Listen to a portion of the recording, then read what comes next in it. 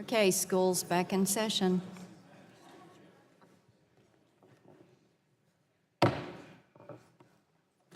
The Subcommittee on Communications and Technology will now come to order, and the chair recognizes herself for 5 minutes for an opening statement. And I do want to begin by welcoming everyone to the Communications and Technology Subcommittee with our hearing titled The Broadcast Incentive Auction, Update on Repacking Opportunities and Challenges. And I want to thank our witnesses for being here today. We appreciate having your perspective on this issue. Mobile connectivity has become an essential component of our everyday lives. Today, Americans are consuming more mobile content than ever before. Since 2010, data traffic delivered over wireless networks has increased by a factor of 35. Last year alone, Americans generated over 13 trillion megabytes of wireless data traffic. That is the equivalent of 1.5 million years of streaming HD video. Now that is what is running over our networks. All of this consumption has led to a pressing need for more mobile broadband spectrum. This committee, along with the FCC, NTIA, and the private sector, has worked to identify opportunities to feed the spectrum pipeline. The broadcast incentive auction presented a rare opportunity to make a significant block of spectrum available for mobile broadband use. After years of discussion on auction design and preparation, the first 2 phases of the auction have been successfully completed. Earlier this year, the reverse and forward auctions concluded, raising $19.8 billion in revenues, the second largest auction in FCC history, and contributing over $7 billion to federal deficit reduction. We have now begun the 3rd phase of the auction. This is the repack.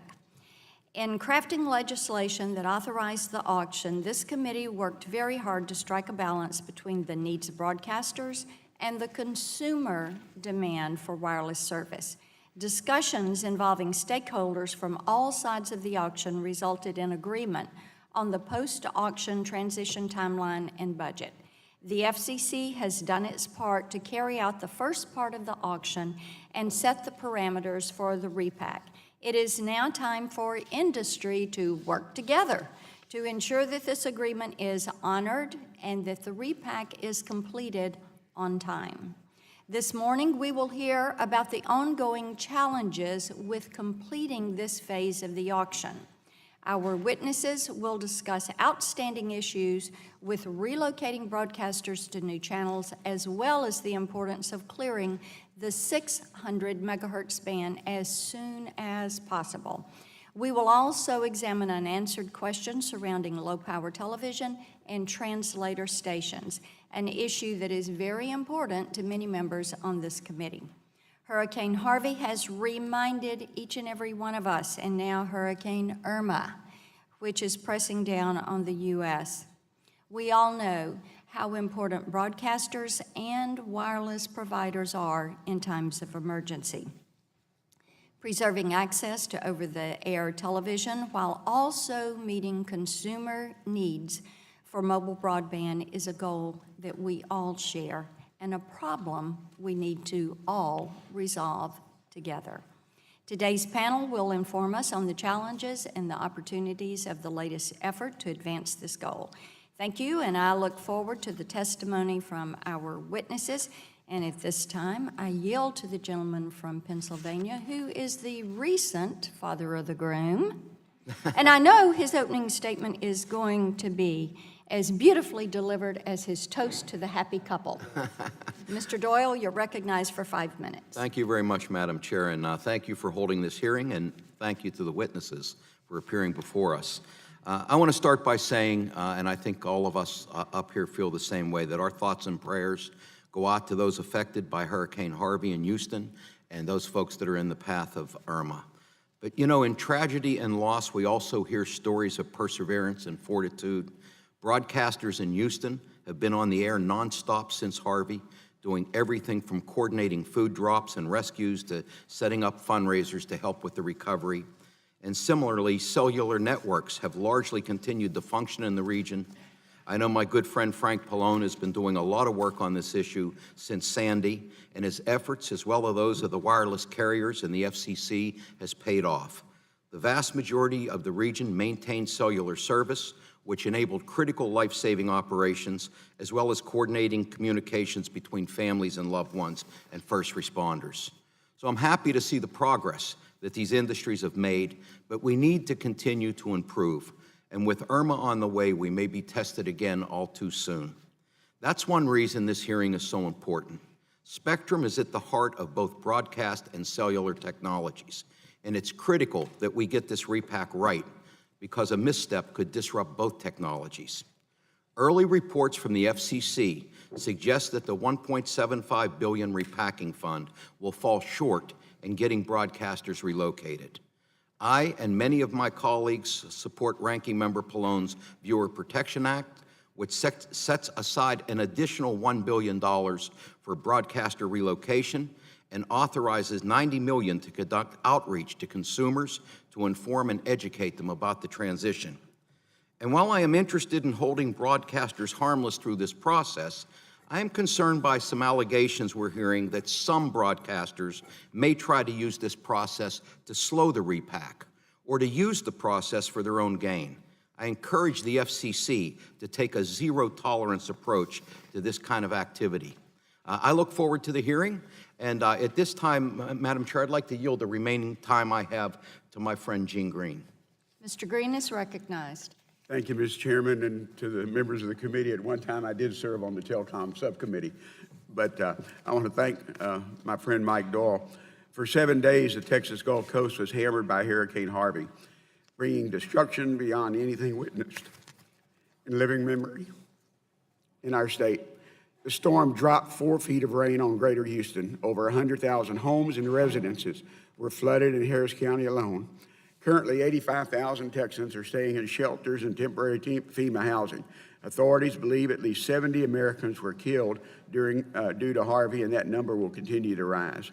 During the worst of Harvey, the people of Houston and Harris County were able to rely on the dedication of our local TV and radio broadcasters to provide critical life-saving information, including emergency flash flood warnings, live coverage of our local officials and first responders, and up-to-the-minute updates on conditions in our neighborhood and roads. This dedication was exhibited by our local CBS affiliate, which I was at the week before Harvey, KHOU Channel 11, which continued airing emergency coverage of Harvey while water filled their first floor. I also thank the hard work of the dedicated and of our local communication workers, wireless providers who maintained our wireless communication network throughout Harvey. I'm happy to say that 99% of the cell towers in Harris County are currently operational. As our committee examines the impact of the broadcaster spectrum and repack, I ask that we take into account the value of our local broadcasters provide during emergencies like Harvey and ensure that broadcasters will be made whole, and so they can be at the next emergency. In Houston, we typically get a tropical storm or hurricane about every 7 years. So we know we're going to be there. They're not moving Houston, but we will hit that. But anyway, I want to thank my good friend for yielding to me, and I'll yield back to Mike. Thank you. I yield back. Gentleman yields back, and at this time, I recognize the chairman of the full committee, Mr. Walden, for 5 minutes. Thank you very much, Madam Chair, and I appreciate our witnesses who are here today for this really important hearing. And I also join those who are keeping in our thoughts and prayers all those affected by the hurricanes and the flooding, Harvey, Irma. I would add to it a couple names you're not familiar with: Chetco, Eagle Creek, Indian Creek, among others, which are the fires that are ravaging the Northwest, including just a few miles from where I live. Over the weekend, the Eagle Creek fire took off and has now burned 33,000 acres. I had embers on my deck 17 miles away. Freeway systems closed, the rail lines are closed, and even the mighty Columbia River is not allowing barge traffic at this time. And this is in the National Columbia River Scenic Area. And so it seems like every region of our country is affected. And the comments made by my colleagues, They're helping out every step of the way with the citizens, our brave first responders, the firefighters, the EMTs and all, but also our broadcasters, public and commercial. Cell towers are staying up and operating. Emergency communications are at work. Our ham radio operators, of which I'm one, are very active in all this as well. And it speaks to the importance of the hearing today to make sure that we have the most vibrant, modern communications platforms in the world, and that they continue to operate and provide emergency and day-to-day communication to our citizens. In a district such as mine, with this enormous nature of it and these threats that we face, it's also important to realize it's very mountainous, and that means translators matter. And I know that's an issue that is on my mind because we have a lot of consumers out in the rural areas whose only link for television and the emergency communications that comes with that is off a translator in a deep valley or somewhere else. So we've got to figure that piece of this out. It wasn't part of the original package, but somehow in here we've got to figure a way through that one as well. The legislation that brings us here today started back in 2012 with the Middle Class Tax Relief and Job Creation Act under the FCC. Our whole goal then was to take this very important spectrum and make it available for its highest and best purpose and use, and drive innovation and help try to find a spectrum that would meet the insatiable demand of all of us who are consumers, who pull up all of our devices, like many of you probably are wishing you were doing right now, instead of listening to me, and watch video, among other things. And so it's important that we did that. We raised $19.8 billion to the government. We funded FirstNet, or at least the first tranche of FirstNet, for the interoperable public safety broadband network called for by the 9/11 Commission, and we're continuing our oversight over that. But today, we need to look at this repack. That's the next phase. I said all along we would do that at the appropriate time to see if the right amount of funds are there to accomplish the goal. We didn't know. We still don't know for sure. We're also concerned about the timelines, the number literally of engineers that can do repacks. We've heard about FM stations that may be affected that we didn't really think through that they may have an effect here. And so we've got a lot of work on our hands. We know that. We want to hear from each of you. That's why it's such a diverse panel, as we know how much is at stake. And so thank you for being here. Thank you for working with us over the last 5 years. And now we enter the final phase. We want to make sure we get this phase right as well. So, Madam Chair, I thank you for your leadership on this issue and that of the committee on both sides of the aisle. And I look forward to hearing from our witnesses. Gentleman yells back. Is there anyone on our side seeking the balance of his time? No one is seeking the time, and I think it expresses the importance of this hearing coast to coast.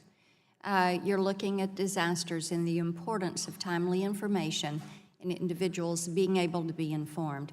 At this time, in Mr. Pallone's absence, I recognize Ms. Matsui for 5 minutes. The gentlelady is recognized. Thank you very much, Madam Chairman.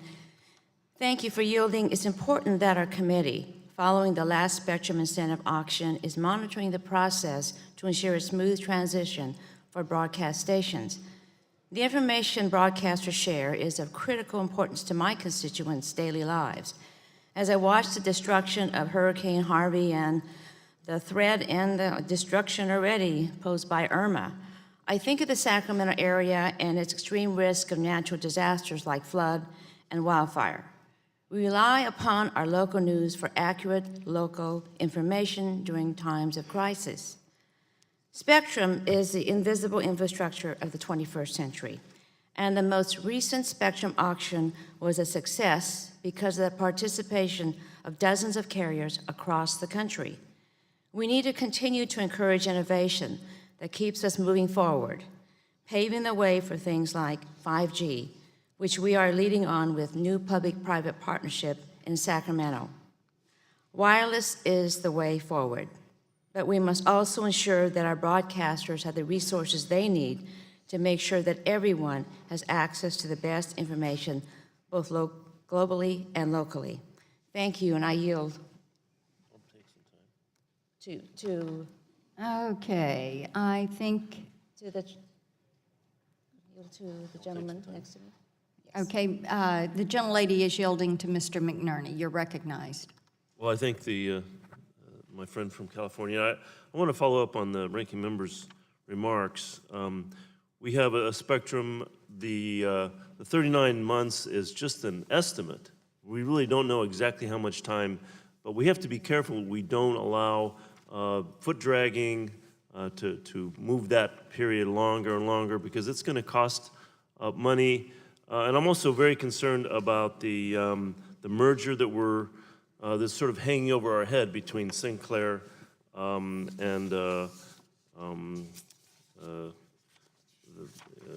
Sinclair. At any rate, the problem is that when we go there, we're going to be having a lot of concentration of spectrum and broadcast to one or two organizations that will enter many, many homes and will change the national dialogue. We really need diversity, so it's important that we have continue to have diversity. It's important that we make sure that the spectrum allocation is finished on time. With that, I yield back. The gentleman yields back, and the gentlelady yields back, and we were waiting for Mr. Pallone, but he is not here, has not arrived. So this concludes the member opening statements.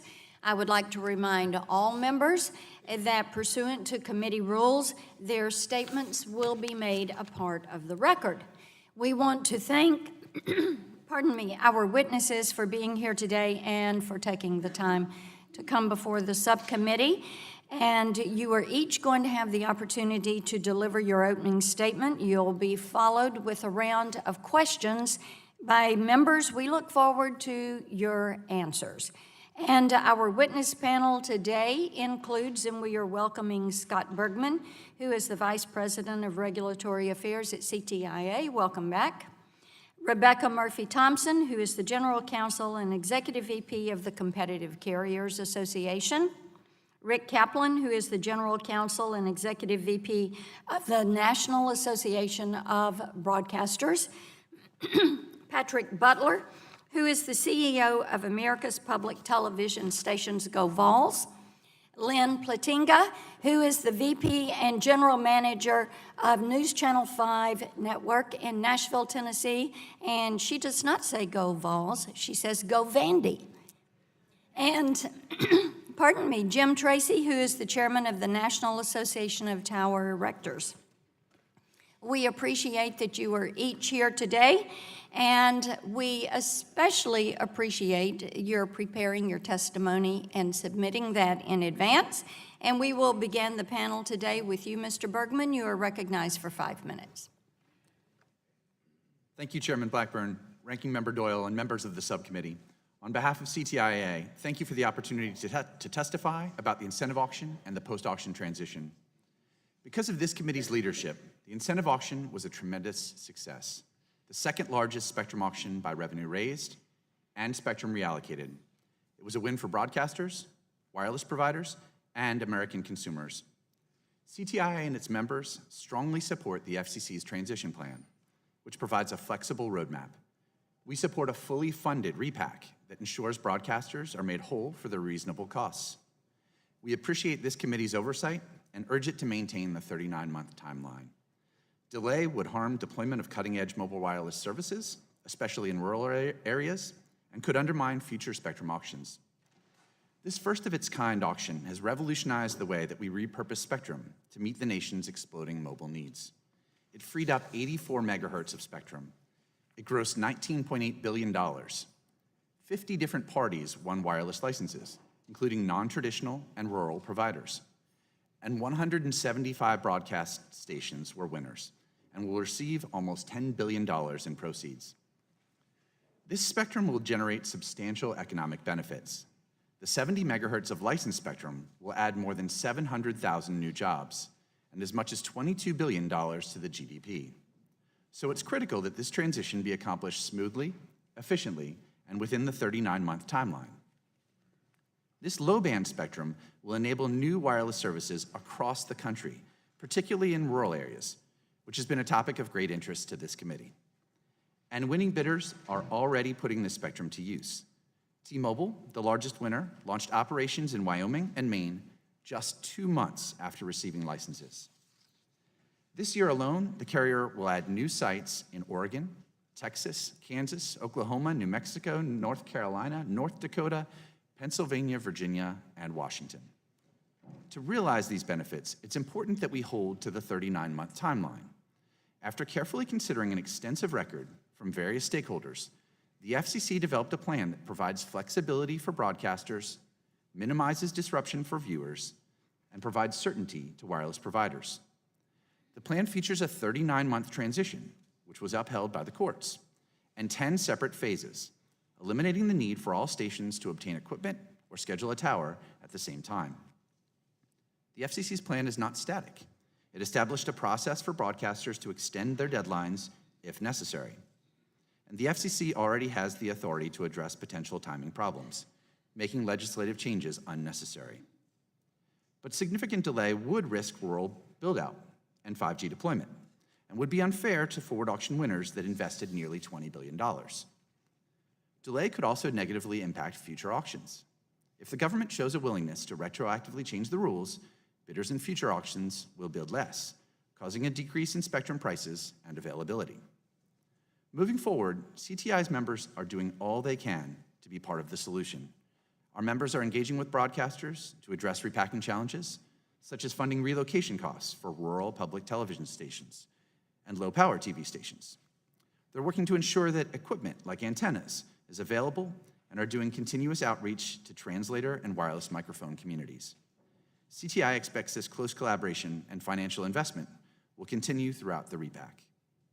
Finally, I'd like to acknowledge the hardship from Hurricane Harvey, particularly in the district of Congressman Olson, and the wireless industry's efforts to maintain service for millions of Americans across Texas and Louisiana. CTI commends this committee for its ongoing interest in wireless resiliency. Ranking Member Pallone has been intensely focused on this topic since Superstorm Sandy. Last year, wireless carriers adopted a network resiliency framework to improve resiliency during emergencies and natural disasters. Using this framework was successful. Wireless companies readied backup generators, pre-positioned fuel, educated consumers, and brought in emergency response teams.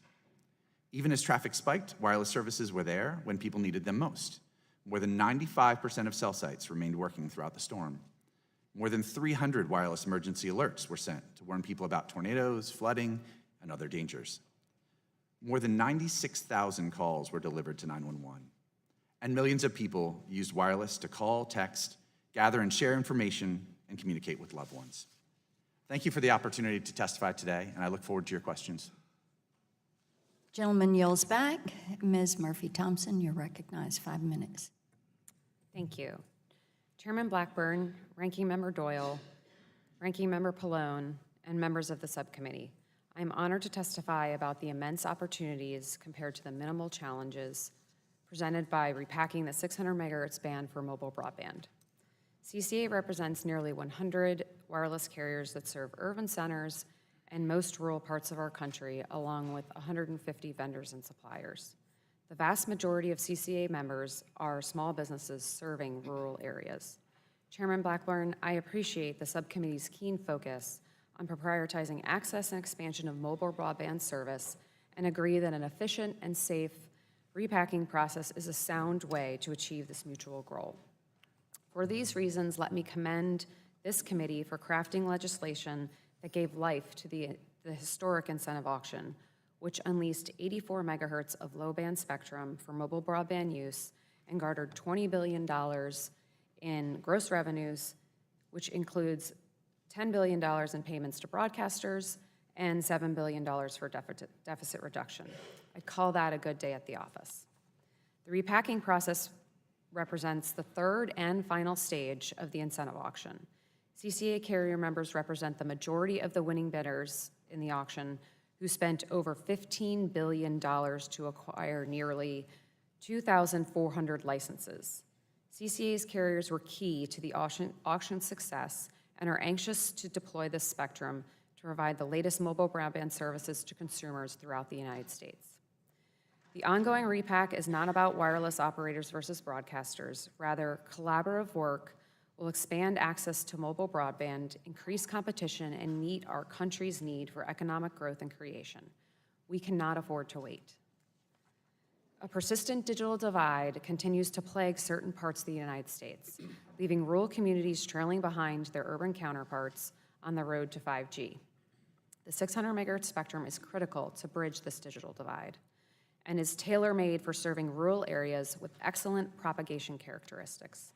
This is why so many of CCA's members showed up, bid, and won spectrum in the auction.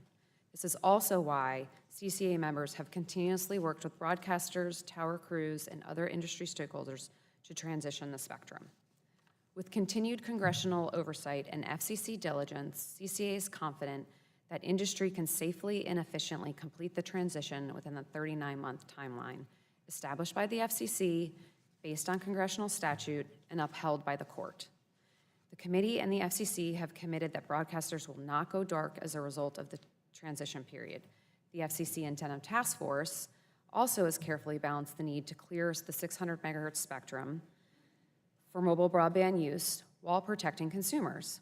This included an efficient waiver process for any station that is unable to transition due to circumstances out of its control. CCA supports these goals and urges Congress and the Commission to stay the course and maintain the 39-month timeline. This ensures carriers' investments are realized and consumers receive the most advanced services. With this clarity in hand, CCA members ask that this committee reject any effort to delay the transition. As noted, CCA members spent significant capital in the auction with the expectation of offering consumer innovative services. Altering timelines now, post-auction, could leave significant resources stranded, which would inject uncertainty into future auctions. In addition, the proposed Sinclair acquisition of Tribune could significantly delay the repacking effort as a result of its dominant market share and should be denied. Withholding spectrum in rural areas will deepen the digital divide and leaving consumers who could benefit most from the next generation technology without mobile broadband. As we say at CCA, wireless carriers must keep up with their Gs as networks move from 3G to 4G and soon 5G. Congress provided $1.75 billion for the repacking process. Initial expenditure estimates appear to exceed that amount. If additional financial resources are needed, CCA stands ready with Congress to make sure that adequate funding is available to complete the repack process within the 39-month timeline. In closing, reallocating the 600 megahertz spectrum for mobile broadband use creates jobs and presents a multitude of consumer opportunities. We must stick to this well-established, consistently upheld 30-month timeline and allow the Commission to use its existing waiver process to resolve challenges that are outside our broadcasters' control if they arise. Once repacked, 600 megahertz spectrum can immediately provide advanced services to rural Americans and be the foundation for 5G. Thank you for the opportunity to testify, and I welcome your questions. Gentlelady yields back. Mr. Kaplan, 5 minutes. Good morning, Chairman Blackburn, Ranking Members Pallone and Doyle, and members of the subcommittee. My name is Rick Kaplan, and I am the General Counsel of the National Association of Broadcasters. On behalf of NAB, I appreciate this opportunity to discuss the unprecedented repacking of nearly 1,000 TV stations as part of the Broadcast TV Incentive Auction. NAB has worked closely with this subcommittee on the legislation authorizing the incentive auction and its subsequent implementation. One of the fundamental elements underpinning our collaboration has been Congress's commitment that broadcasters and their viewers would be held harmless following the auction. In practice, this means that non-participating broadcasters would remain on the air, serve the same viewers after the auction as they did before, and not be required to incur costs when being assigned new frequencies. At the outset, it might be helpful for me to clear up any possible misconceptions about what broadcasters are and are not asking from Congress. First, broadcasters are not seeking any money from Congress beyond what makes us whole. We are not and have never sought to subsidize upgrades beyond our current operations. Second, broadcasters are not proposing that Congress resets the FCC's current 39-month repacking window. That framework has been established and the transition is underway. We are seeking, however, for Congress to make clear that no individual station should be forced off the air or have a significant reduction in service if circumstances beyond its control prevent the station's transition at its assigned time. Third, now is the time for congressional action. For that reason, NAB greatly appreciates this subcommittee's willingness to hold this hearing and its ongoing consideration of legislative next steps. Stations are well into the transition process, with the first group required to move to their new channels just over 1 year from now. They are already incurring substantial costs and have no idea whether they are going to be fully reimbursed. In addition, stations must understand their options today should their circumstances beyond their control prevent them from meeting their assigned transition deadlines. Broadcasters have every incentive to work towards a swift transition. There is simply no benefit to our industry if there are unnecessary delays. For that reason, NAB is committed to doing our part to ensure that this first-of-its-kind auction is truly a success. We agree with CTIA that the incentive auction's failure would be crippling for future auctions. And nothing could be worse for the auction's precedential value than if the number one takeaway is that incumbents were left holding the bag. However, the outstanding issues with the incentive auction demand Congress's attention, not only because their resolution comports with the spirit of the Spectrum Act, but also because of the critical role broadcasters play in serving communities across the country. It should not take a devastating event, such as Hurricane Harvey, to remind us just how indispensable broadcast TV and radio stations are to our nation's safety and well-being. For communities big and small, local broadcasters and national broadcast networks combine to provide critical news and information to keep the public educated and engaged. This is precisely why CTIA's and CCA's wireless emergency alerts instruct consumers to, quote, check local media when alerting communities to a matter of urgency. It is also important that Congress take meaningful steps to protect those broadcasters who had no stake in the auction, but are now its likely collateral damage. Hundreds of FM radio stations that are co-located with repack TV stations may be saddled with new costs and significant disruptions. Low-power TV and translators are also struggling to maintain their ability to serve urban and rural audiences. NAB continues to believe that with congressional and FCC leadership, the repack can be a success. To date, Chairman Pai has more than ably guided the Commission through a repacking process that received little attention before he assumed the agency's helm. We are grateful to bipartisan congressional leaders for their attention to this issue and to Ranking Member Pallone and his co-sponsors for the proposed legislative solution. We look forward to continuing to work with you to help this transition proceed as smoothly as possible for all stakeholders, and most critically, the viewers and listeners who rely on our signals every day. Thank you again for the opportunity to discuss these issues, and I look forward to your questions. Mr. Butler, you're recognized for 5 minutes. Microphone, please. Got it. Okay, sorry. Thank you, Madam Chairman. As the representative of 170 public television licensees throughout America, let me focus my testimony today on the need for more funds to complete the repacking of our channels in the aftermath of the Spectrum auction. That need is real, and for public television stations in particular, those funds are essential to our continued service. Thanks to the advocacy of this subcommittee, Congress approved a $1.75 billion post-auction transition fund in the original Spectrum law. The FCC has now determined that broadcasters will need at least another $400 million to be held harmless from the financial effects of this transition, as the law requires. For the 149 public television stations being repacked, the funding deficiency is more than $50 million. This is in addition to the roughly $270 million which repacking public stations are scheduled to receive from the original transition fund. These are all staggering, overwhelming figures for public television stations operating as local, nonprofit educational institutions. And we must rely on the good faith of the Congress to hold us harmless in this transition as promised.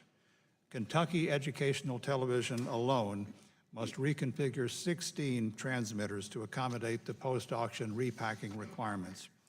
KET, a state agency, needs $21 million to comply with this mandate of the federal government, roughly the equivalent of a full year's operating budget. Other public television stations, whether licensed to states, universities, local school districts, or nonprofit community foundations, are all in the same boat. Without your help, that boat will capsize, and with it will go the essential services in education, public safety, and civic leadership on which your constituents depend. America's public television stations supported the spectrum auction process from the beginning, and we are committed to completing this repacking transition as soon as possible. Dozens of public stations entered the auction, and 26 licensees emerged with commitments to surrender their spectrum, share their spectrum, move from UHF to VHF frequencies, or from high V to low V frequencies. With our friends at CTIA, the Wireless Association, we conducted a pilot project in Southern California to demonstrate how spectrum could be dynamically shared. We also engineered an agreement with our friends at T-Mobile to cover the cost of repacking 384 public television translators that carry our signal to almost 38 million viewers, many of them in rural America. But none of this should suggest that we are capable of bearing an additional $50 million repacking burden on our own. Incurring such an extraordinary expense would devastate the very programs and services that make public television so valued by so many millions of Americans across the country and across the political spectrum. For 54% of American families, public television is all the preschool education their kids get. PBS Learning Media helps almost 2 million educators teach 40 million K-12 students with more than 120,000 curriculum-aligned interactive digital learning objects created from the best of public television, the Library of Congress, the National Archives, NASA, and more. Our mission of civic leadership encompasses serving as the C-SPAN of state governments, hosting hundreds of candidate debates at every level of the ballot, and producing thousands of hours of regularly scheduled programs on local public affairs, history, and culture every year. And as we saw this past week, the public safety mission of local public television stations literally saves lives. The PBS Warning Alert and Response Network routed more than 400 wireless emergency alerts to the cell phones of people in the path of Hurricane Harvey in less than a week. And a public safety datacasting network created by Houston Public Media and local emergency agencies enabled first responders to monitor flooding conditions by sending live video directly to the dashboards of emergency vehicles all across the vast Houston metropolitan area. Public television's public safety datacasting has been so successful in pilot projects around the country that the U.S. Department of Homeland Security has entered into a formal agreement with us to promote this capability to public safety agencies throughout the country. So, in conclusion, the sooner we can get these additional funds, the more likely it is that public television stations can repack on schedule, avoid going dark, and continue the essential services we provide to 97% of the American people. Congress is our only hope, and this subcommittee once again has a critical role to play in assuring that the last act of the auction process is as smooth and successful as the first. Thank you. Ms. Platinga, 5 minutes. Good morning, Chairman Blackman, Ranking Members Pallone and Doyle, and members of the subcommittee. Thank you for inviting me here today. My name is Lynn Plantinga. I am the General Manager of News Channel 5 in Nashville, Tennessee, where I oversee day-to-day operations of 149 employees. News Channel 5 is proud to be a part of the EW Scripps Company and its 33 television stations across 24 markets nationwide. As the #1 rated station in Nashville, News Channel 5 is dedicated to practicing the Scripps motto, give light and the people will find their own way. We carry out this mission by telling the stories of people who often do not have a voice and ensuring accountability for the actions of the powerful. Our commitment to community through coverage of breaking news, severe weather, in-depth investigations, and civic engagement helps make Nashville a better place to live and to work. Behind the newsroom cameras, before the Doppler radar image or the live feed from our news helicopter can reach our viewers, News Channel 5 maintains and operates a sophisticated technical infrastructure to originate and deliver our free broadcast signal over the air to viewers in Middle Tennessee and Southern Kentucky. In the fall of 2019, this infrastructure will be tested when News Channel 5 is required to move channels to accommodate an auction of broadcast spectrum that affords our station and its viewers no benefit. At a minimum, we will expend time and resources to significantly reconfigure our operations and educate over-the-air viewers to rescan their television so they can find us on our new channel. In the worst case, we will face out-of-pocket costs and viewer disruption that undermines our ability to serve our community. To put what is an otherwise academic problem in real terms, News Channel 5's move will require the purchase and installation of a new transmitter, new primary antenna, and an interim antenna. We estimate that these equipment and labor costs will total $4.1 million for our station alone. While this is a high number, it is not atypical.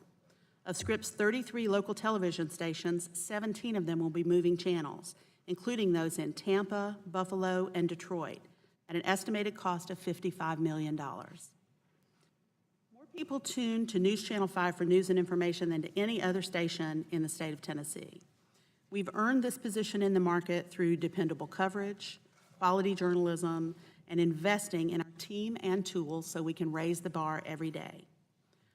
Local broadcasters like us who drew the proverbial short straw and faced this channel change upheaval through no fault of their own should certainly not be required to drain additional resources from their coverage by footing the bill from a repack for which we yielded no benefit. The logistics of our channel reassignment also present challenges in completing our move in the time frame that is prescribed by the FCC. Though branded News Channel 5, we will actually move from Channel 25 to 36 in Nashville.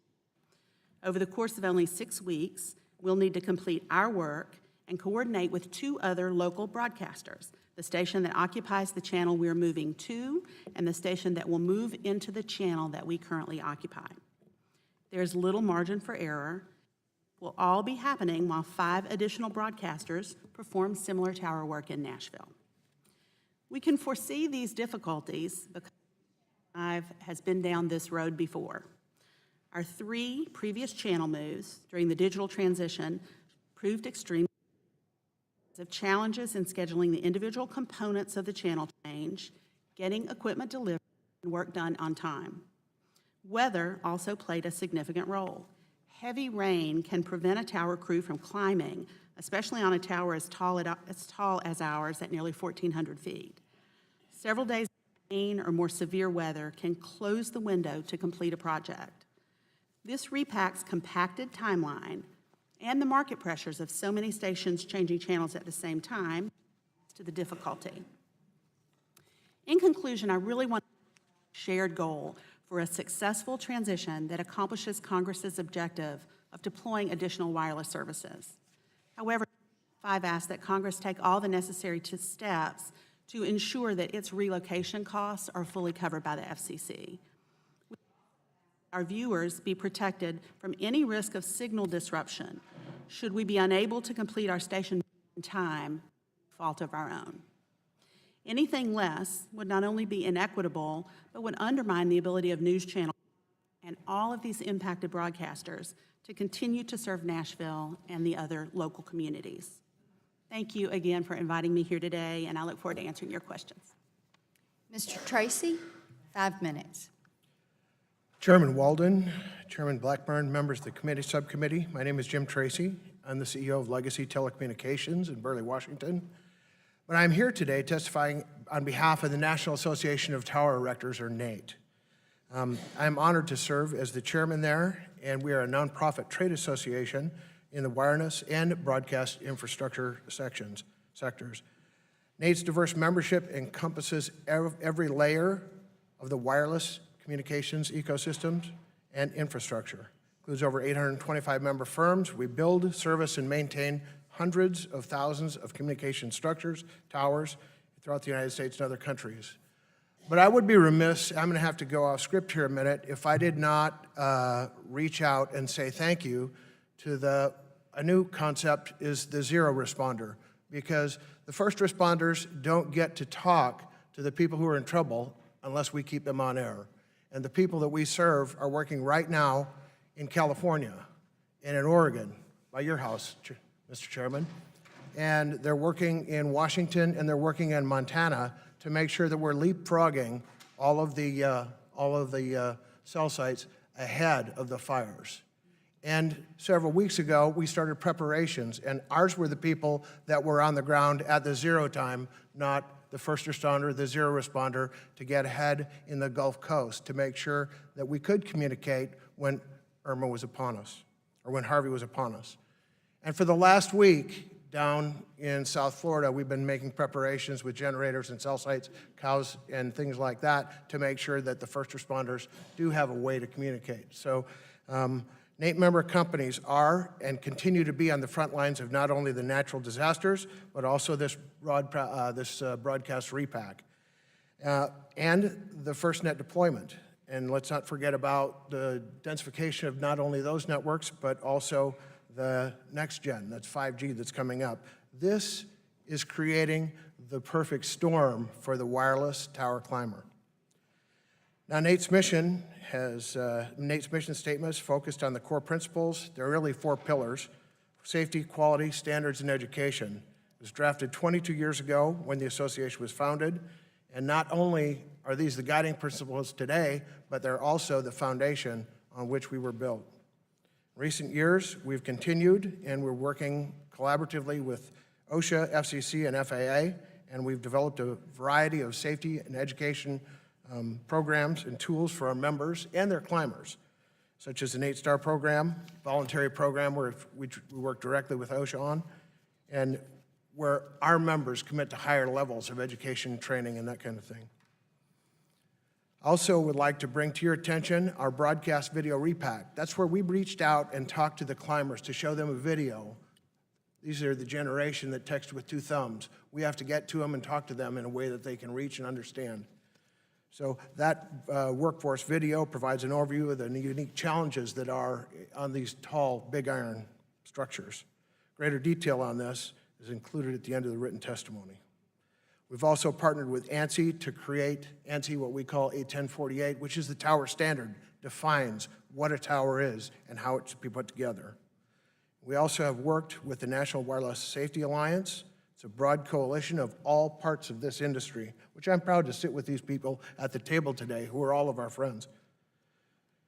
Anyway, they provide tower technician certification and credentialing to lift up the people who actually have to go out and do the work and allow them to do it with dignity. Through these and other efforts, we're building, maintaining, modifying communication towers faster and safer than ever before.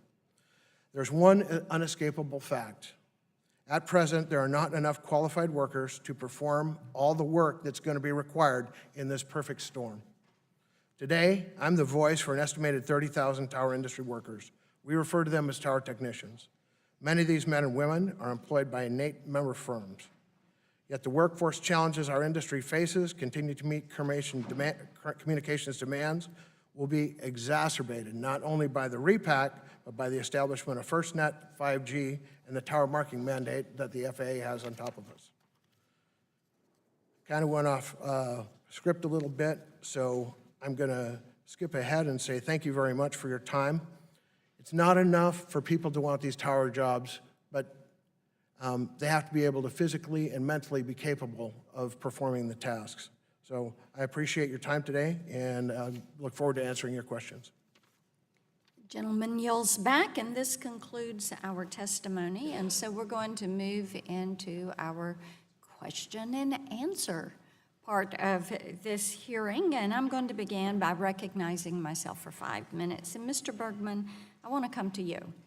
And let's talk a little bit about what you mentioned in your testimony with how an extension on the repack schedule, making changes there, would affect the carrier participation in this and in future auctions. So I want you just to drill down on that just a little bit more.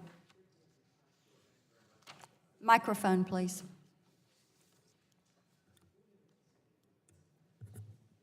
Thank you very much for the question. Appreciate it. For us, this transition really sort of boils down to one simple thing. The faster we get access to spectrum, the faster we build out. The faster we're able to serve rural America, the faster we're able to build out 5G, and the 39-month timeline is absolutely critical part of that for our companies. We talk a lot about $20 billion that this auction raised, which is remarkable, right? The second largest spectrum auction by revenue. But what that means to the companies, the bidders, right, who've made those bids, I think is worth note, right? This is the equivalent of purchasing JetBlue, right, or purchasing Best Buy, or Domino's and Alaska Airlines, and then saying you're not going to be able to use it for 3 years and 3 months. So that's a tough sell to boards of directors, right, to go and make that kind of investment. But the reason our companies do that is because of competition in the wireless industry and a desire to serve and lead and bring new services to American consumers. So this timeline is really important for the investments that we're making. I think it's really important for us as a country as well, too, when you think about the economic growth and job creation that will come out of this spectrum. So we're very appreciative of this committee's willingness to hold this oversight hearing and to try to make sure that we stick to that 39-month timeline. Okay, Ms. Murphy-Thompson, you talked a little bit about jobs and jobs growth. Do you want to quickly add anything to his comments? Yes, thanks. I wholly agree with Mr. Bergman about the uncertainty, but in particular for rural carriers, who I have a chart here that I'd like to show you. Competitive carriers are the ones who really showed up for this auction. They're the blue ones. They basically mortgaged the farm for this spectrum, and access to it is critically important, especially in rural areas. Rural constituents are the ones that are going to benefit most from things like telehealth and distance learning and enhanced public safety. And all those things are incredibly spur job creation throughout rural America, which is what we're focused on. All right. Ms. Platinga, let me come to you. You've been through this before, and you referenced that in your testimony, and Channel 5 is scheduled to go through in Phase 6. Yes. Which means late 2019 for you. So what I'd like for you to quickly do is discuss what you're doing in preparation, kind of how you are timelining this out, since you've done this before. And then what your expectations are, and then for the record, what your concerns are, if you'll just timeline that out a little bit. Yes, Chairman Blackburn, thank you for that question.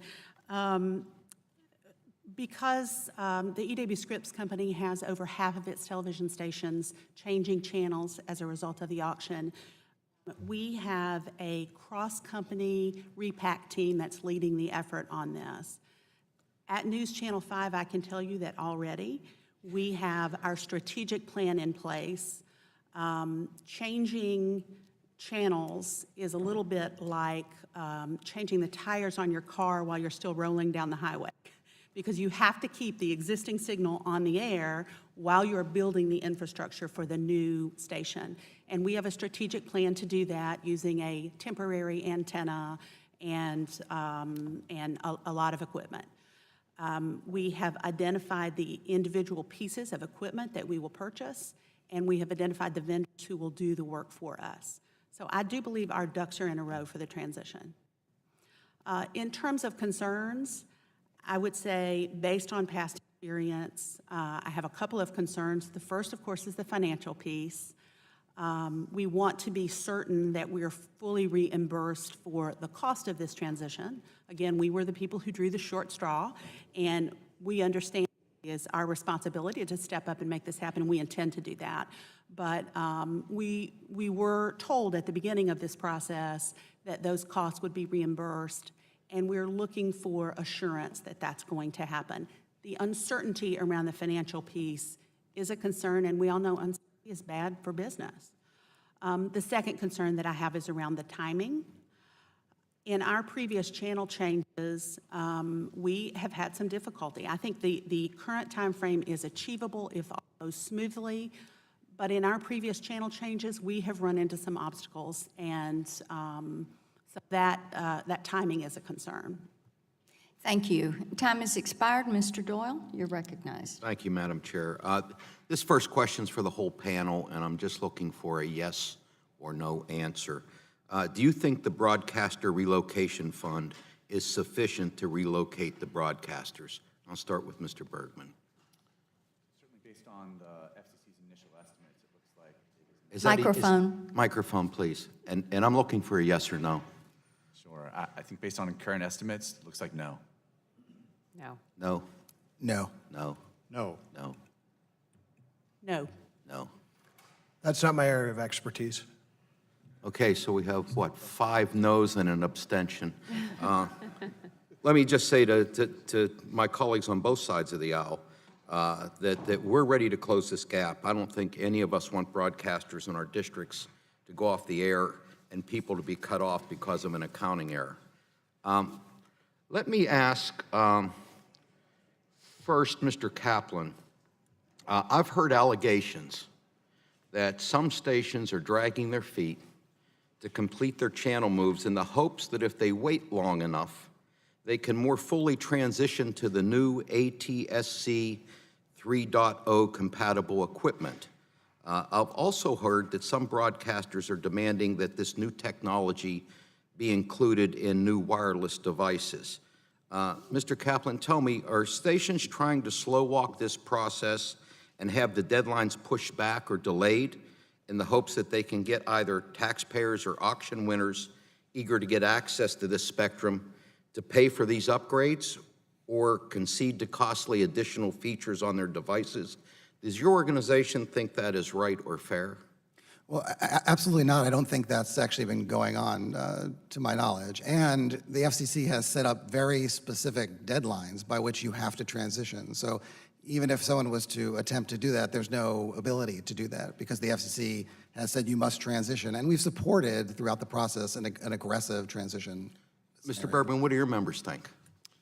So I certainly think we think it would not be appropriate to slow down the transition for a technology upgrade. We certainly hope that broadcasters will do everything in their power to stick to the timeline. Ms. Thompson, Ms. Murphy Thompson, excuse me. CCA has filed a petition to deny the Sinclair Tribune merger at the FCC. And your testimony expresses concerns that this deal could impact the repacking process. Tell us what your concerns are. Thank you. That's a good question. I appreciate the opportunity to expand on that. There are 2 primary concerns. First is the sheer size of Sinclair and Tribune, and together they would have to move over 200 stations. We also have seen already that Sinclair has had reluctance in complying with a 39-month timeframe. And so post-transaction, we are concerned that having to move 200 stations could derail the timeframe and divert resources away from broadcasters who are ready to move. The second is Dielectric, who is a subsidiary, a broadcast antenna equipment manufacturer of Sinclair. They, post-transaction, would hold 90% of the market share. That's pretty staggering. And with that and the daisy chain issues that will occur, we're concerned that there's going to be artificial demand for Sinclair stations, and again, diverting resources away from broadcasters that are ready to move. Thank you. Mr. Butler, Deborah Ackland from WQED in Pittsburgh is on your board, and their station and others participated in the incentive auction to some degree. How do you see public television stations leveraging these funds to secure themselves and also expand and evolve their mission? And what is your hope for the public TV post-auction? thank you, sir. Well, WQED has certainly taken the lead in, as it has over several decades in enhancing the educational mission of all of public television, beginning with Mr. Rogers and the Fred Rogers Company and so forth. So I believe Deb's intention is to not only retire some debt, which her station incurred over the last many years, trying to operate on a shoestring, but also to enhance this educational mission still more. I think that is also the ambition of of most of the 26 stations that have participated in the auction and have gotten some kinds of proceeds from them. But local public television is a very idiosyncratic thing. The adage in our industry is if you've seen one public television station, you've seen one public television station. And so each of these stations is going to have its own philosophy about how to best apply these funds.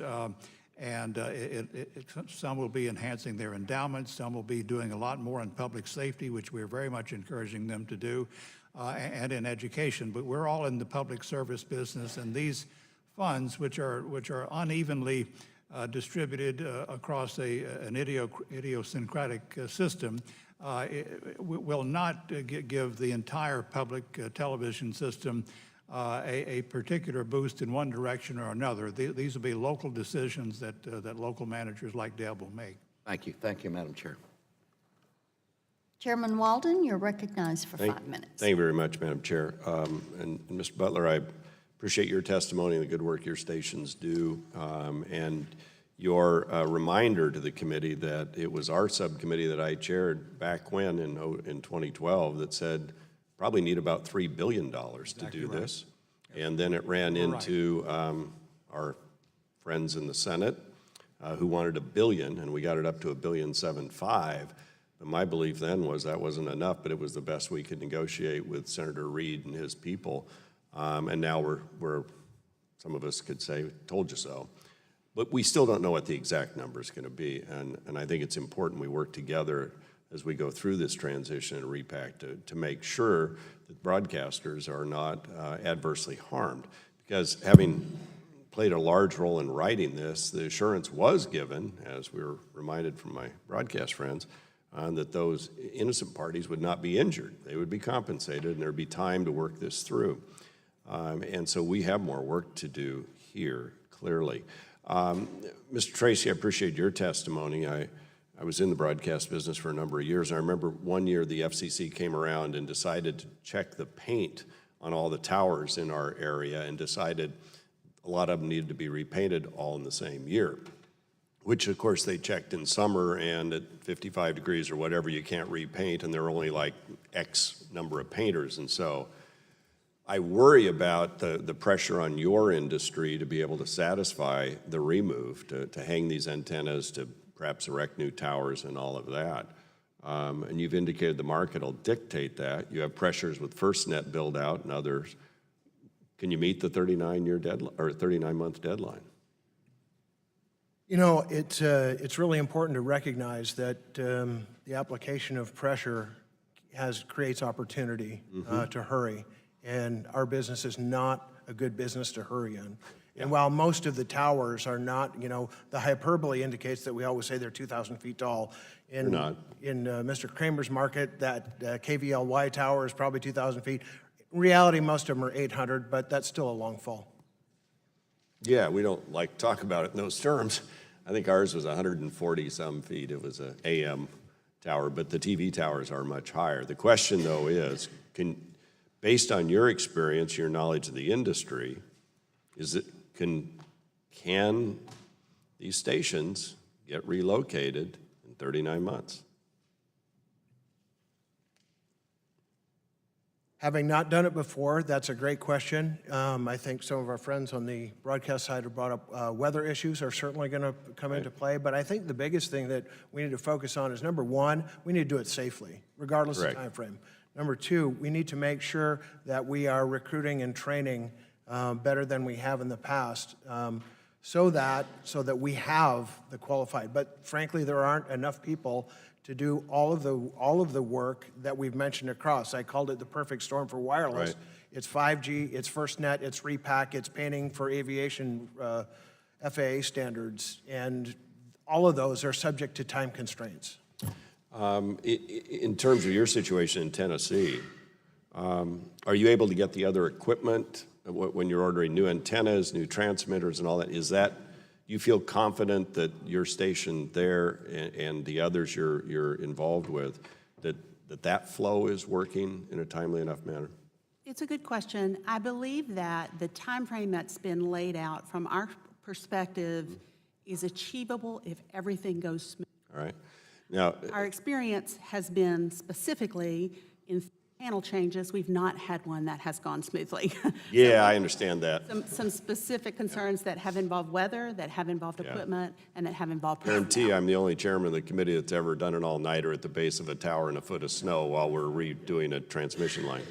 And I've heard from broadcasters in my district, especially Patsy Small at KOBI, about their issue with translators. And I think a lot of us thought that would be the last thing we would deal with.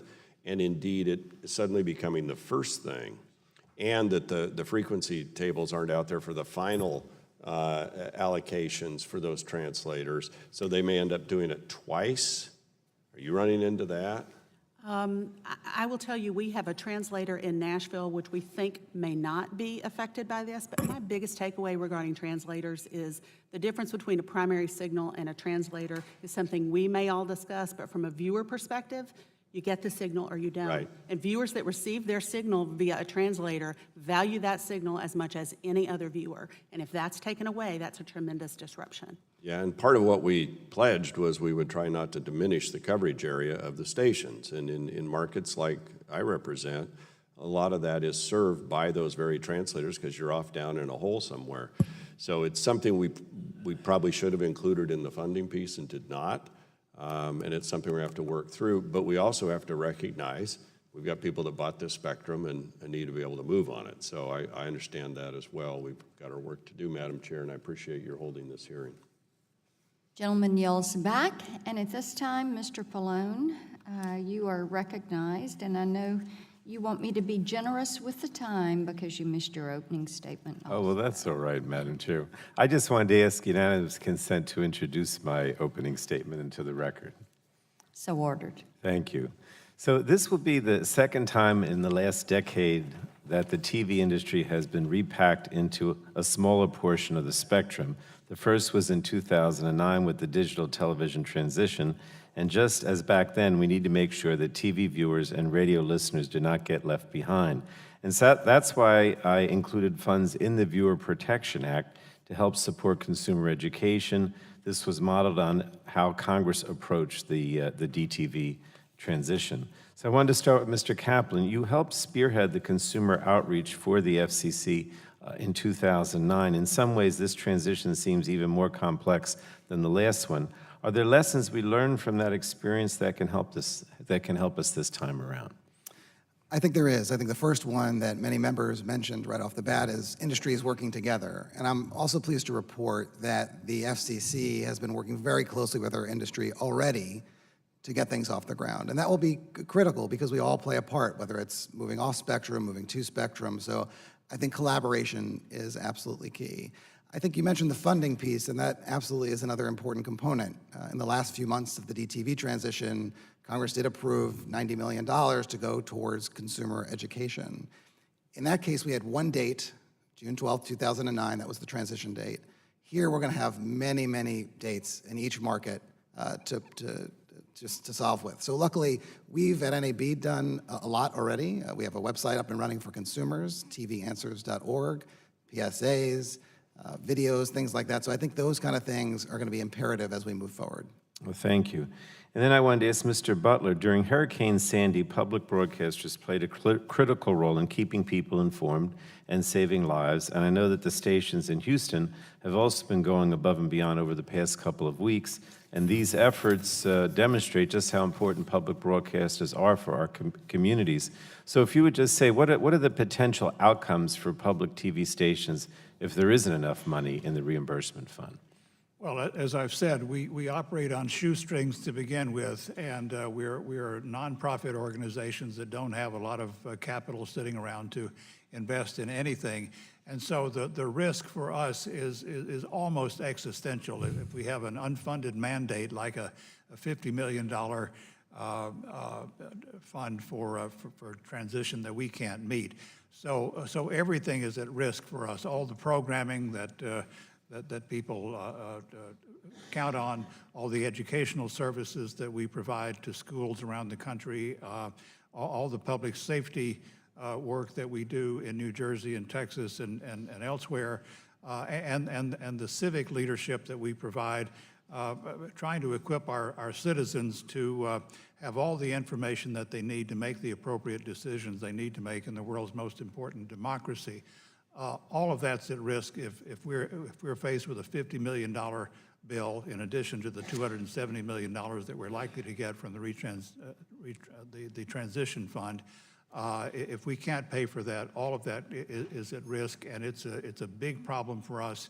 And I don't want to disparage anything that the commercial broadcasters feel about this too, but as nonprofits, we have a particular interest in making sure that this program is well funded. Well, thank you.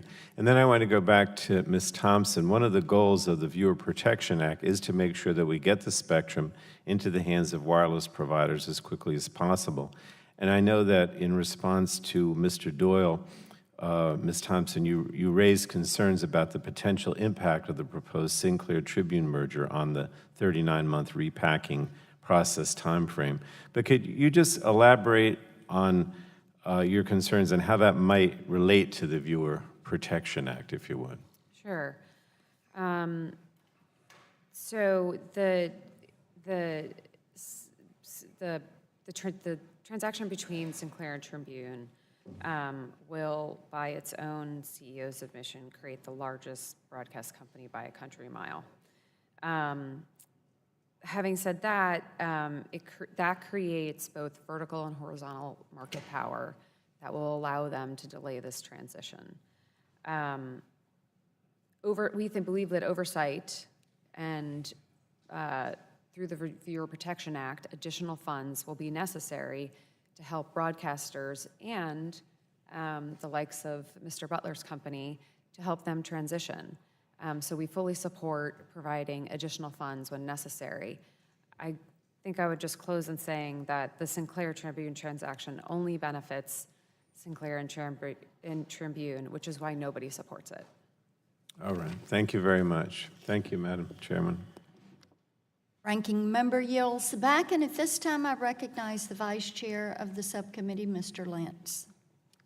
Thank you, Madam Chair, and good morning to the distinguished panel. Mr. Bergman, it's important that the United States win the race to 5G because it means significant investment and jobs here in this country. A recent report by Accenture estimates that 5G will bring 3 million new jobs and $500 billion in increased GDP. During the August district work period, I led a roundtable of companies in the district I serve. Those companies are some of the leading innovators in 5G. And we discussed how we can ensure that the United States will continue to be the leader in wireless innovation. One key that was brought up several times is the necessity of sufficient commercial spectrum available to meet the needs of 5G deployment. How important are FCC spectrum auctions, such as the most recent incentive auction, to this effort?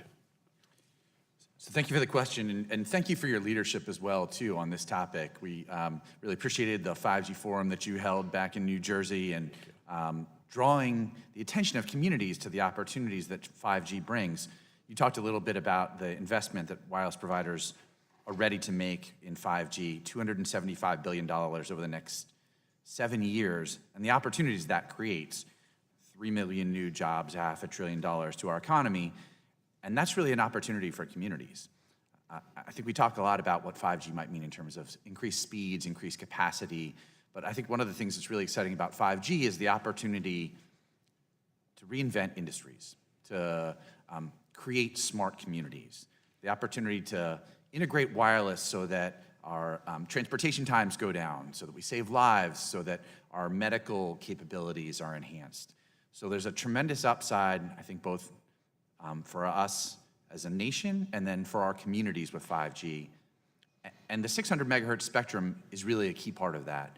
We talk a lot about the need for low, mid, and high band spectrum for 5G.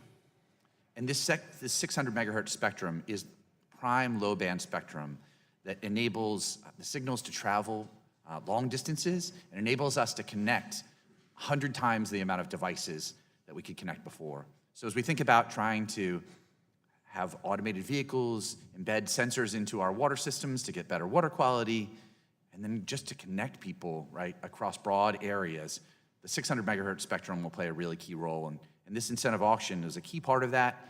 Making sure that we are sticking to our timelines and getting that spectrum out to use quickly is also a really key part of it.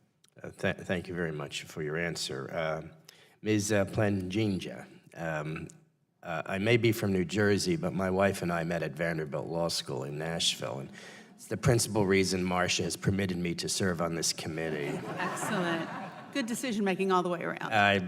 It's certainly a good decision that I was able to meet my wife.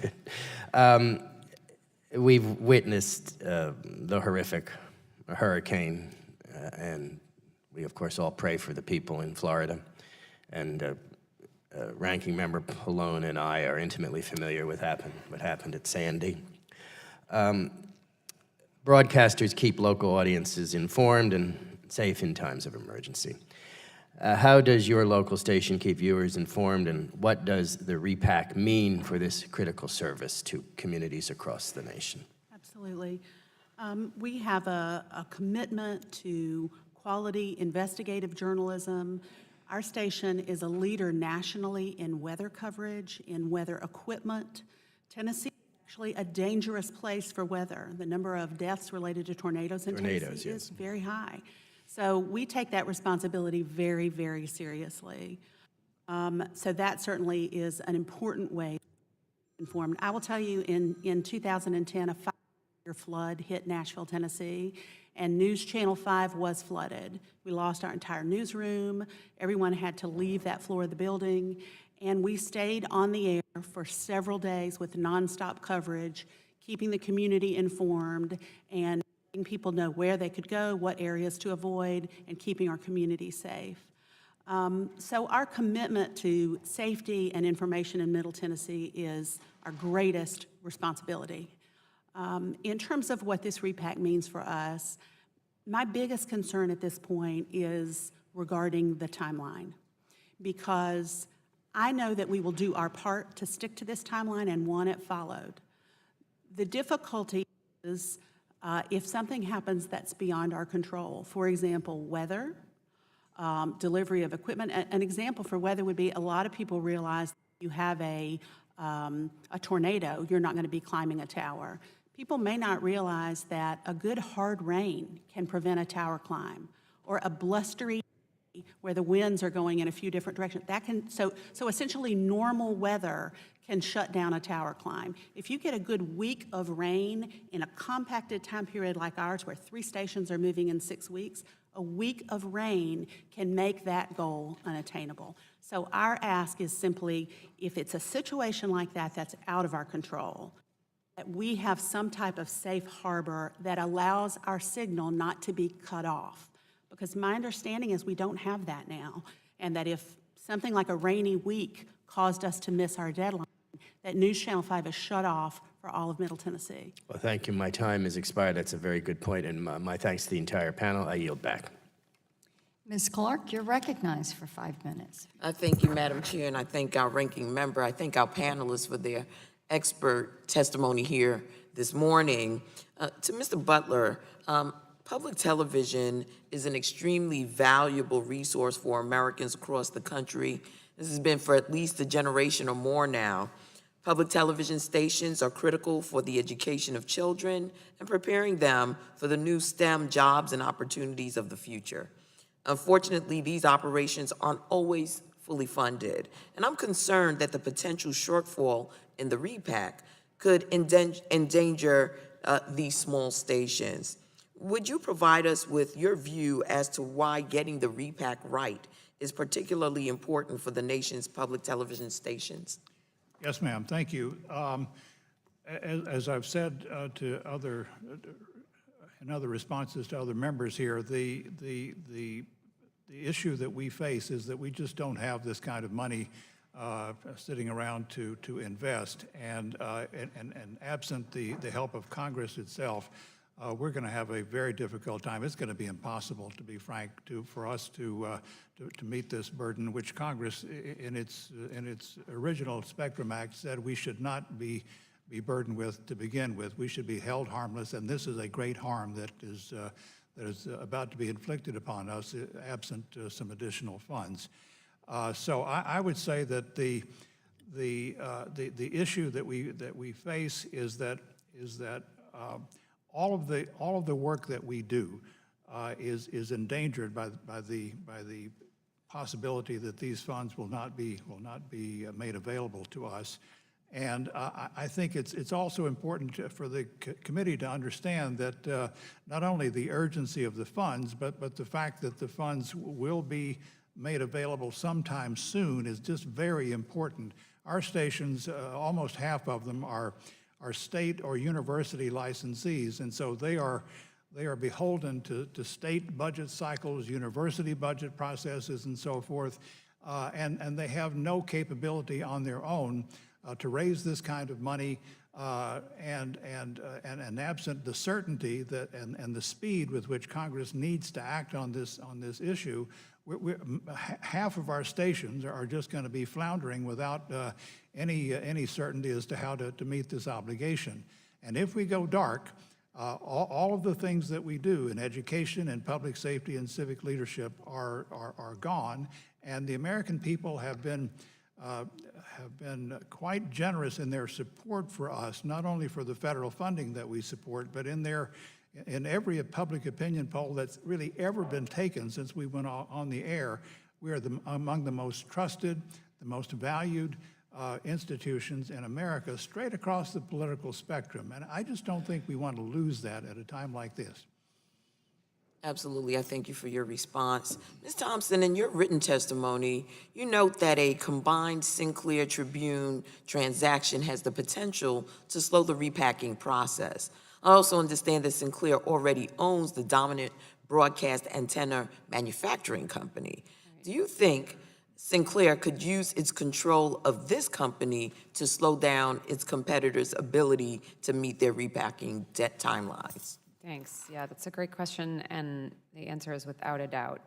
As I noted, Dielectric post-transaction will have 90% of the market share, which will give them the ability to focus primarily on stations, the Sinclair stations, diverting resources from broadcasters who are ready to move, many of whom have been doing preparations already today to make the 39-month deadline a reality.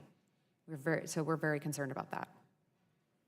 Very well. Thank you for your response. And to Mr. Bregman, can the 600 megahertz band support next generation 5G wireless technologies? And can we expect the deployment of 5G services in this 600 megahertz band to serve as a catalyst for 5G deployments in other frequency bands? Thank you, Congresswoman Clark. Absolutely. We're already seeing winners in the auction start to roll out services, and the spectrum is remarkable. Within 2 months of receiving licenses, starting to build out advanced LTE services and planning for 5G as well, too. As a country, we're aiming to lead in 5G, and within our industry, our members are vying to lead in 5G. The U.S. delegation went to the standards bodies and asked to have the standards accelerated by a year in 5G. And we're very much thinking about high bands, mid bands, and low bands. The 600 megahertz spectrum is ideal for that, low band spectrum for 5G. So we very much have our plans on that. And I know your time has expired. Could I have indulge you for a minute to corroborate what Mr. Bergman said? Quickly. Okay, so we have a joint member, T-Mobile, who has already deployed in Cheyenne, Wyoming, and I just was hoping to put into the record the press release that describes how they've already been using the 600 megahertz spectrum. Gentlelady yields back. At this time, Mr. Shimkus, you're recognized for 5 minutes. Thank you, Madam Chairman. Thank you for being here. It's a very good panel, a very important subject. 39 months and enough money. If you want to boil it down, I think that's kind of the debate. So just a few specifics. Mr. Bergman, on the 5G, first of all, Mr. Tracy, you're in a great position. People want to build towers.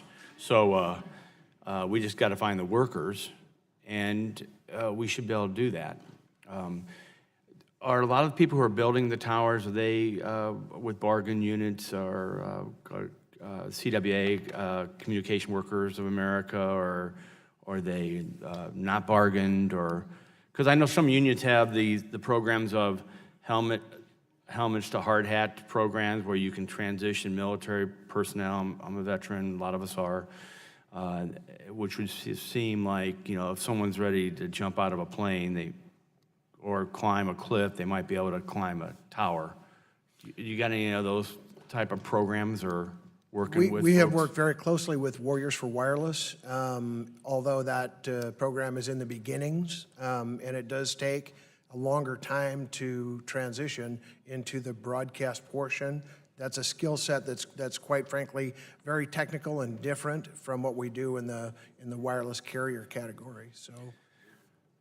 But also our military does have a pretty good expertise in communication themselves. They do, and especially when you look at our special forces, they have very defined objectives with small teams and compressed timeframes that are very high-pressure situations. They generally have thrived in wireless. So I would, and I've also worked in my district quite a bit about working with local community colleges who should be the gateway, and it's still challenging. I continue to be frustrated by the jobs available in the manufacturing sector and getting qualified people who will show up on time, who are drug-free, and that challenge. And it's a societal thing, and I'm kind of saddened for it. But you're in a good position if you're the builder and people need to redo these towers. So I wanted to throw that on the table. But following up, Mr. Bergman, on 5G, we'd had a hearing a couple months ago, and part of that was not on towers anymore. The proposal is these small boxes to be placed kind of on Main Street and affixed to buildings and stuff. Is that true?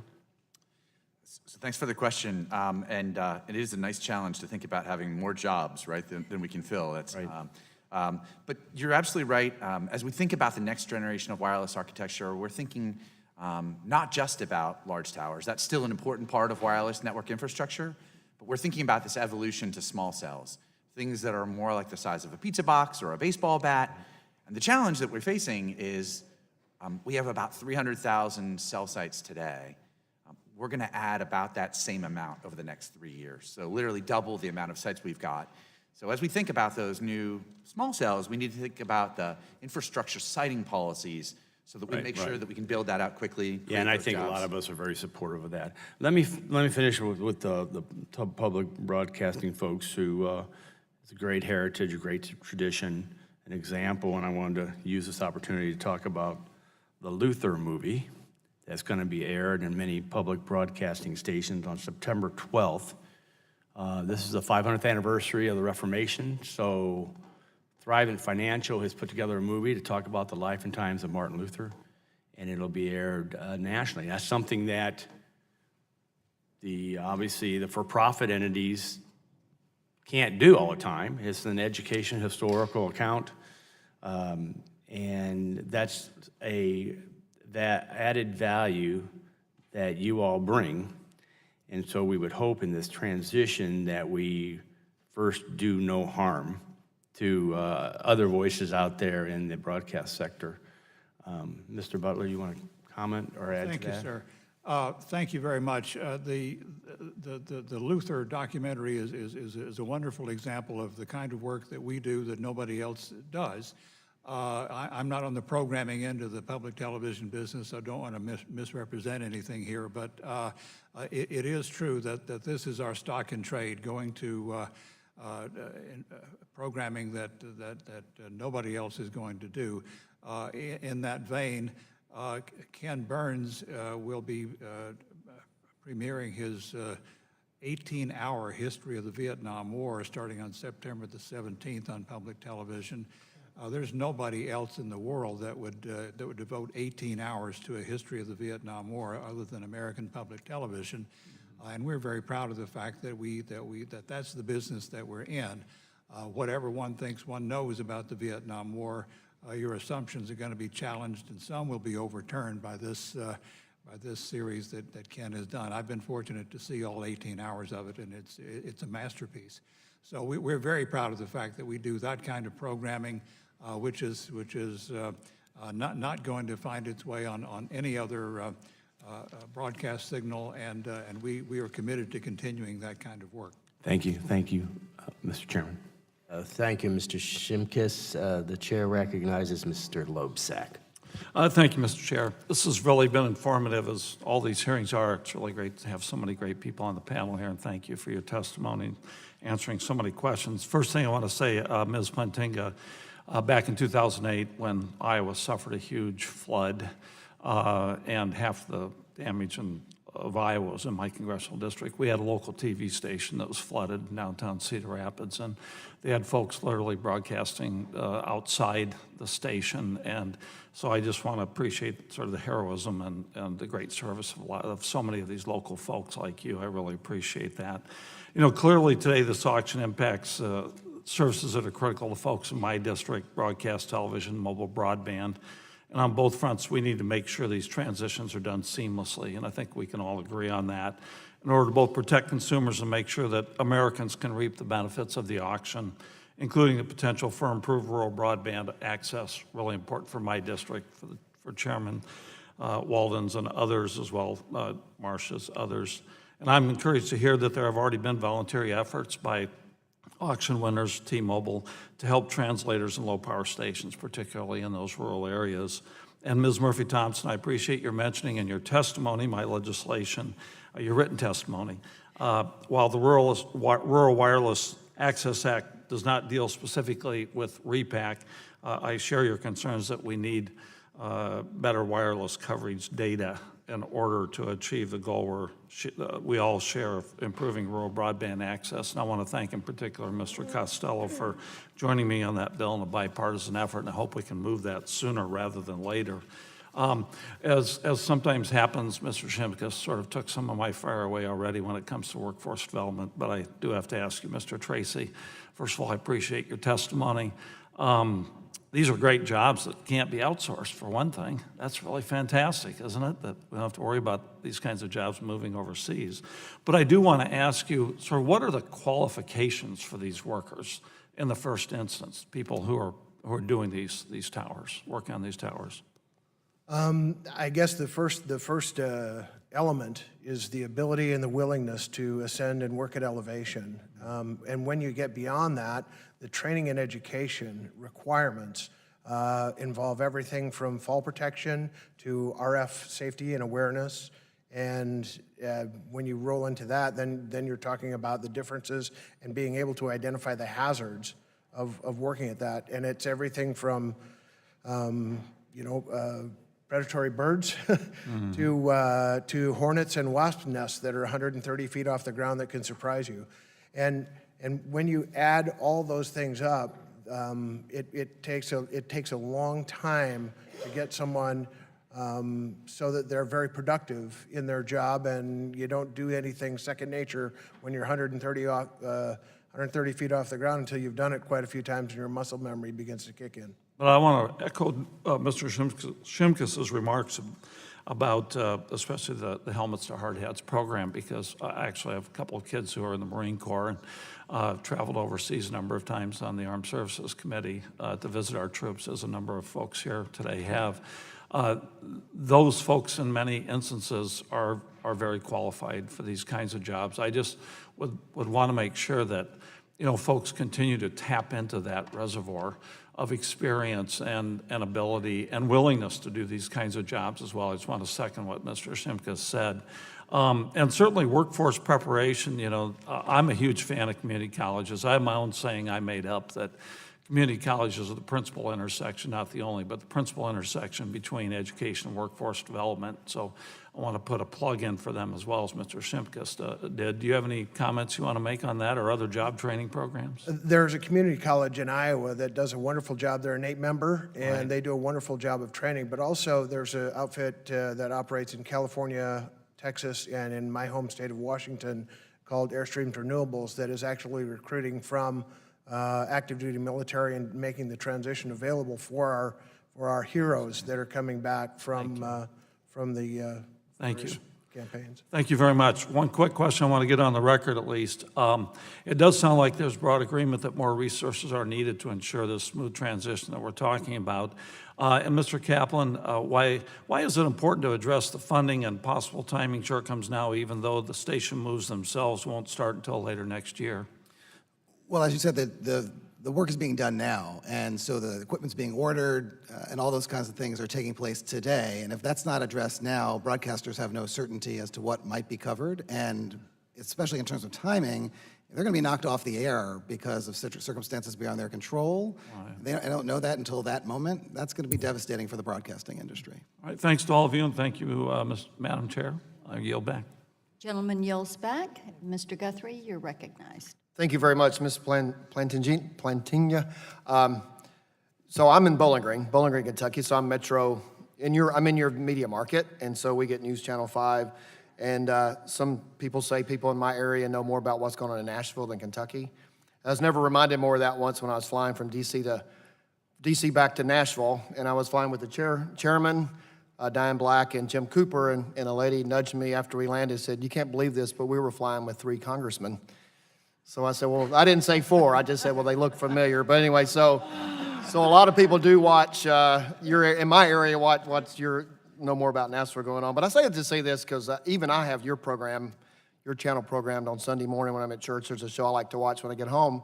And so I guess my question is probably more of a nuisance than a problem. But Mr. Kaplan, if you'll talk about this too, but you individually, there's going to be 1,000 broadcast stations, yours particular, in my area, that's going to be relocating channels.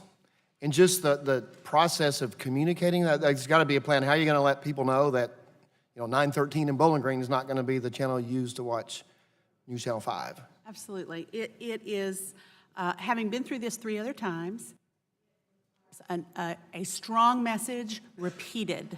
People don't get it the first time, and they need to hear it over and over again. Our plan is extensive coverage within newscasts, crawls at the bottom part of the screen during our highest profile programming, and PSAs that will be running on our channels.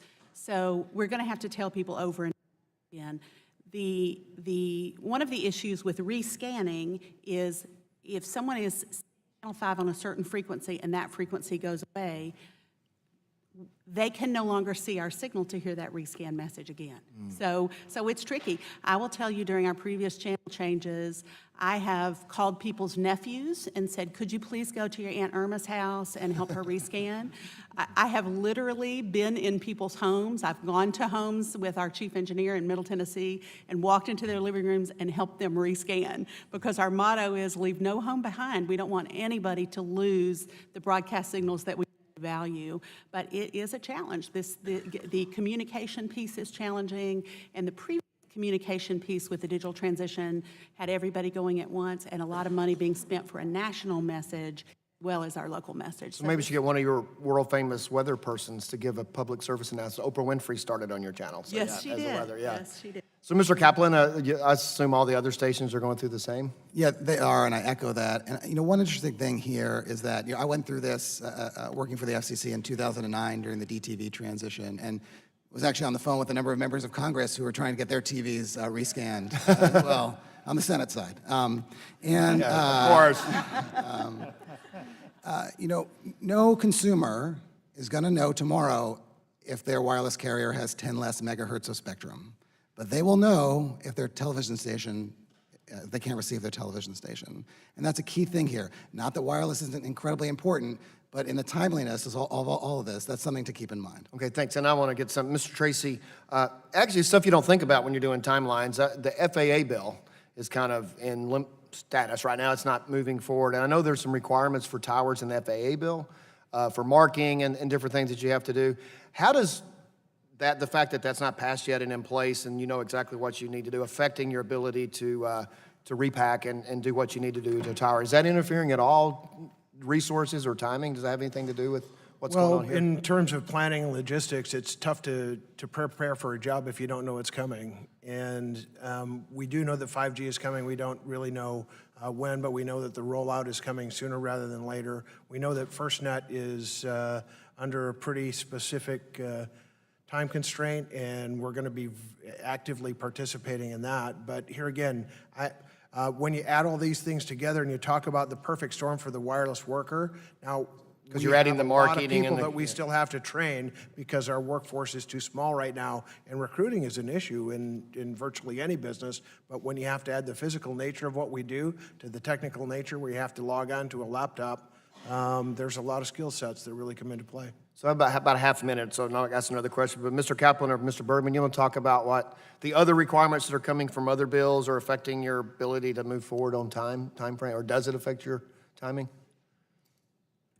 So certainly the work that this committee is doing to speed the infrastructure setting process, I think, is really critical and important in terms of our ability to roll out our new. Specifically, is the FAA bill having any impact on what you do? Oh, well, certainly, absolutely. The ability to make sure that we're spending resources smartly and efficiently with respect to tower siting and maintenance. And it's funny, one of the words I think you've heard probably from each of the panelists is collaboration. This is one of the many areas where we work closely with our friends in the broadcast industry, and appreciate working with this committee on that legislation as well, too. I'm out of time, so I'll yield back. Mr. McNerney, you're recognized for 5 minutes. I thank the chair lady, and I thank the witnesses for their testimony. I found it very interesting. First of all, Mr. Bergman, my district is largely rural and has spotty connections, some agriculture. With this in mind, how might deployment of 5G benefit the constituents in my district? So thanks very much for the question, and I do agree with you. I think communities notice whether they are part of the next G, right? If they have 4G, if they have 5G, they really notice, and it makes a big difference to those communities. So one of the great things about this spectrum is that it's ideally suited as a low-band 5G band. The kinds of things that that unlocks, right, are faster services, better downloads, much more responsive services. So from a rural perspective, we think about things like being able to take advantage of medical professionals in urban centers and have those, that kind of virtual diagnosis and treatment. And the reduced latency that you'll have from 5G really opens up tremendous opportunities to try to bring better medical care to rural areas. Think about education, right? And the ability for kids in a rural classroom to put on virtual reality glasses and all of a sudden be in the Smithsonian. So a trip that might have otherwise been inaccessible is now there with 5G. So there's a lot of benefits then for rural connectivity, basically. Very much so. Considering my concern about the Sinclair Tribune merger, what interest does Sinclair have in the ATSC 3.0? So, my understanding is that the broadcasters are all thinking about that transition and upgrading their equipment, and we certainly support that ability. But we think it's really critical that a transition to ATSC 3.0 not slow down that transition. And again, we certainly hope that every broadcaster will be doing everything that it can to make sure we stick within that transition. Thank you. Ms. Murphy-Thompson, has Sinclair taken any other steps that would cause delays in the repacking process? As I've already noted, they have taken several steps, including delaying the outset of the incentive auction and also creating additional market power that would enhance their reluctance to comply with this. And the vertical market power that they would possess post-transaction would have a significant impact on the transition. And if I could just for a second comment on what Mr. Bergman said, I agree. The only thing I would note for rural areas in particular, many of them are still going from 3G to 4G. So this spectrum is critically important to get access to it immediately so that they can get to their next generation of technology and then build on to 5G. So how would the merger impact efforts to close the digital divide then, following up your... How would the merger, the Sinclair Tribune merger, impact? I think it would detrimentally affect that. Our carriers showed up to this auction in droves because they need the spectrum. They wouldn't have spent all this money in order to sit on it. They're going to deploy it, and even if you delay at the outset, there's a cascading effect, right, which could push this time frame out for years, which would deprive rural carriers, rural consumers of these next generation services. And a last question about that. How might the merger impact U.S. competitiveness in the global rush to 5G? Yeah, it's the same answer, frankly. I mean, this spectrum is the baseline foundation to build on 5G. And yes, some of it will be used for 5G, but it's the foundation layer. And without being able to connect, you're not going to be able to use the remote patient monitoring that Mr. Bergman talked about. So if we want to lead the race to 5G, we need to unleash this 600 megahertz band spectrum in the time frame that it was allotted. Thank you. Mr. Kaplan, are you confident that no broadcaster will go dark as a result of the transition to 3.0? As a result of the transition to next-gen television, absolutely not. All we'll do is enhance service. It's our version of 5G, and we're extremely excited about what it can do for consumers. So there won't be any delays or any broadcasters going dark then? No, there will be no delays as a result of next-generation television, correct? Right, of 3.0, ASD. Yes, sorry, so what we call next-gen television, ATSC 3.0, should have no bearing whatsoever on the repack. All right, I'm going to be out of time, but I was going to ask you about broadcasters currently taking to protect themselves from cyber attacks, but I'll have to let that question go. The gentleman can submit that for the record as he yields back, and we will submit that to you for later. Mr. Kinzinger, you're recognized. Well, thank you, Madam Chair. Thank you for yielding and for holding the important hearing today, and for all of you for being here. Really appreciated. The incentive auction has proven to be a unique and innovative way to bring additional spectrum to the broadband market and additional revenues to the federal government.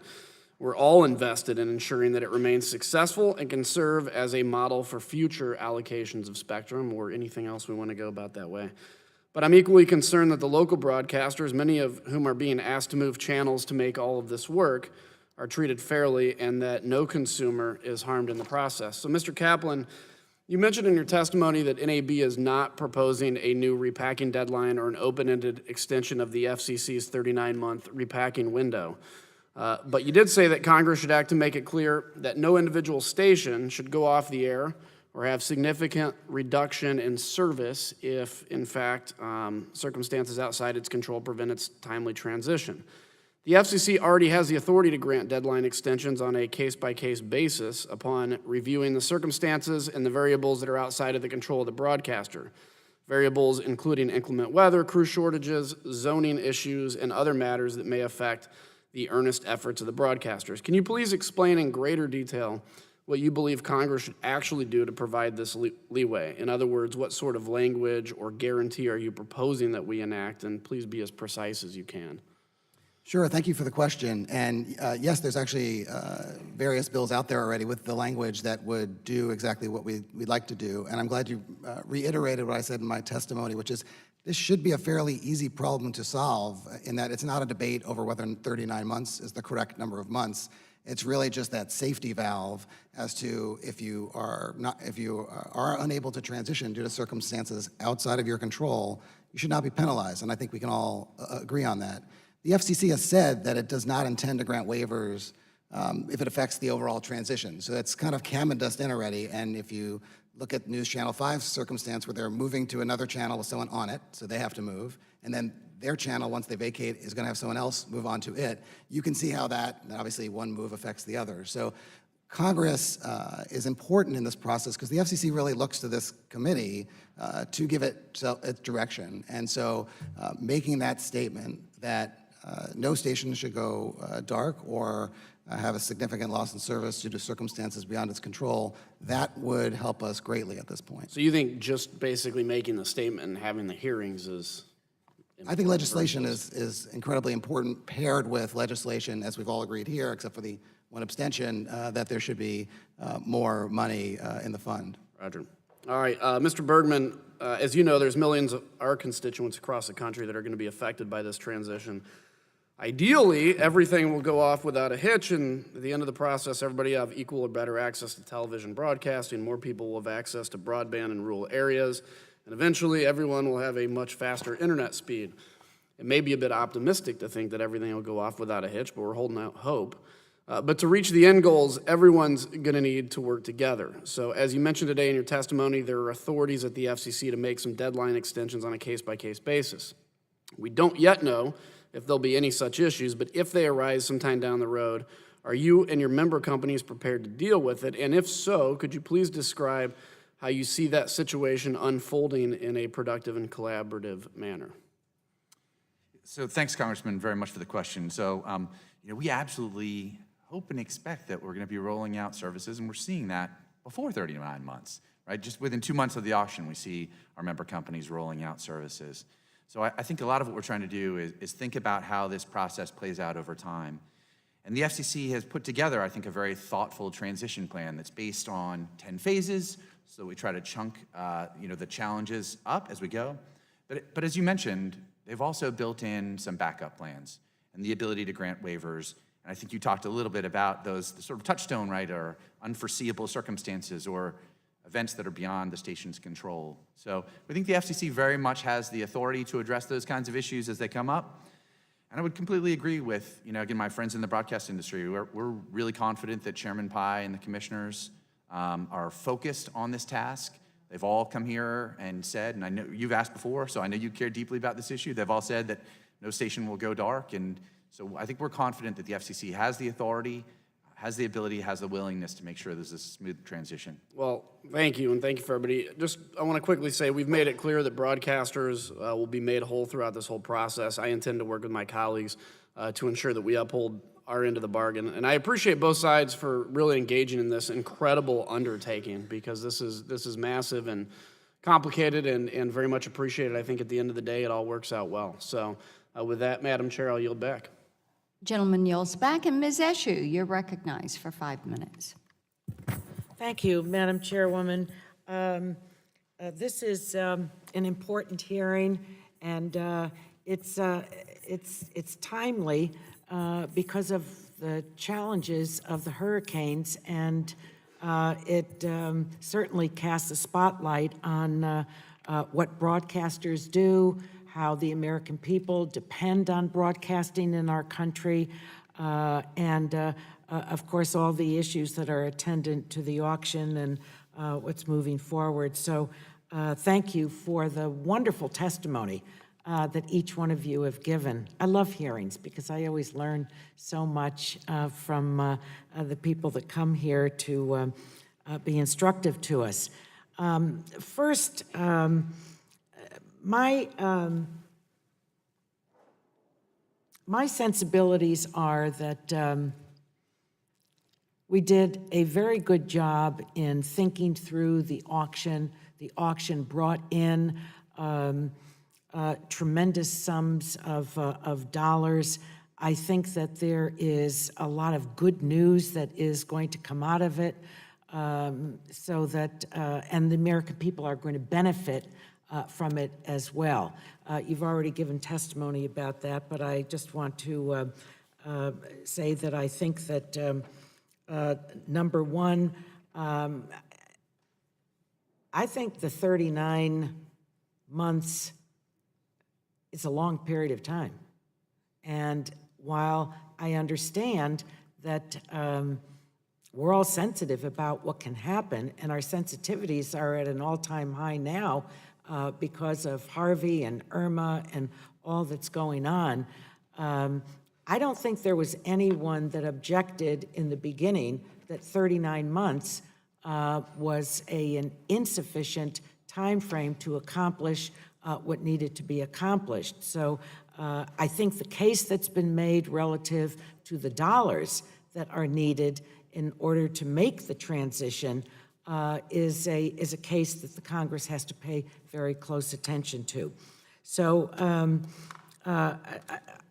I've raised concerns about the proposed Sinclair Tribune merger from a media consolidation perspective, and I called on the chairman of the committee to hold a hearing on the merger. I also know that there are a lot of issues going on behind the scenes regarding the ATSC 3.0 standard with respect to the merger and the spectrum repacking plan. I'm very, very sensitive about media consolidation. I think in a democracy there should be many voices to the many, not fewer voices to the many. And so I'm very concerned about that, and I I still think that we should be examining that with a hearing. We also know that the spectrum is critical for the deployment of wireless broadband in our country and service in rural areas and within buildings. So I want to ask some questions about that. First, going to Ms. Thompson, do you think the issues surrounding the ATSC 3.0 standard further justify the need for a hearing here? Or you can say just yes or no. Yes, Or absolutely. why? Briefly. Because I think, as I said earlier, that this transaction supports only Sinclair and Tribune, which is why nobody else supports it. And in particular, oversight over this will provide a lot of further detail about what they intend to do, including information about ATSC3. Thank you. You got it. On the issue of the critical deployment of wireless broadband, especially in rural areas and within buildings, how important do you think this repacking plan is for the future deployment of next-gen 911 services and the ability of individuals in rural areas and in buildings to make 911 calls from their mobile devices? Sure, and if I could, just first thank you for being the co-chair of the NG91 caucus. As a board member, I really appreciate all the work you've done there. Thank you. A lot And of Mr. Shimkus. Yes, Mr. Shimkus Yes. as well, and other members of the Right. committee. And I think a lot of this comes back to public safety, a lot of what we talked about here today. And, I think that you hope you never have to call 911, but when you do, you want to connect. And this spectrum in particular provides excellent propagation characteristics to travel far distance in rural areas, which means that rural consumers will be able to connect to public safety emergency personnel, as we've seen in collaboration with the broadcasters during Hurricane Harvey. I just want to do a shout out to Mr. Butler. I think that public broadcasting is a national treasure, an absolute national treasure. Thank you, ma'am. I'm a big fan. I can't imagine my life without public broadcasting. It's where I receive my news. I trust that, and its examination, and again, a gift to the American people that keeps on giving. Thank you. Gentlelady yields back. Mr. Bilirakis, you're recognized for 5 minutes. Thank you, Madam Chairman. I appreciate it. I thank the panel for their testimony this morning. I guess it's almost afternoon. Mr. Bergman, the Spectrum Act does not allow low-power television and translator stations to receive relocation funds. I understand that some of the members of the CTIA have committed resources to help these stations during the repacking process to advance a timely transition. Can you expand on some of the work your members are doing with these low-power TV and translator stations? So thank you so much for the question. Appreciate it. So we talked a little bit about collaboration. I think this is a great example of it, where T-Mobile, our largest winner in the auction, has worked with LPTV stations, rural public broadcaster stations, to make sure that we're doing what we can to try to ameliorate some of those challenges. What we saw for some of the LPTV stations was a need to, in some cases, move twice before they got to their new home, their new channel. And so T-Mobile announced a partnership to fund a number of those moves. So I think my colleague, Mr. Butler, did a great job talking about, from the public broadcaster standpoint, the opportunity to make sure that 380 plus translators are facilitated, and I think you'll see more of that. There's a lot of collaboration happening in the industry today. From a wireless perspective, we think it's important that we're able to roll out quickly in these services. I know that this committee takes this issue seriously and is thinking about those questions about funding, but we want to be good partners in that as well, too. Very good. I have a second question for you, sir. As you noted in your testimony, the FCC found that 95% of the cell sites in counties affected by Harvey were still working, which is significant in my opinion. Now, the people in my district are preparing for Hurricane Irma. In years ahead, with carriers developing new uses for spectrum previously used by broadcasters, what potential advantages will users have to do that do not currently exist? Sure, so it's a really important and timely question. And I have to say, this committee has spent a lot of time thinking about network resiliency, in part in response to some of what we heard from this committee. Wireless carriers rolled out a network resiliency framework last year that emphasized a lot of things that I think paid dividends in Harvey. Pre-planning, information sharing, collaboration, again, making sure that we educate consumers.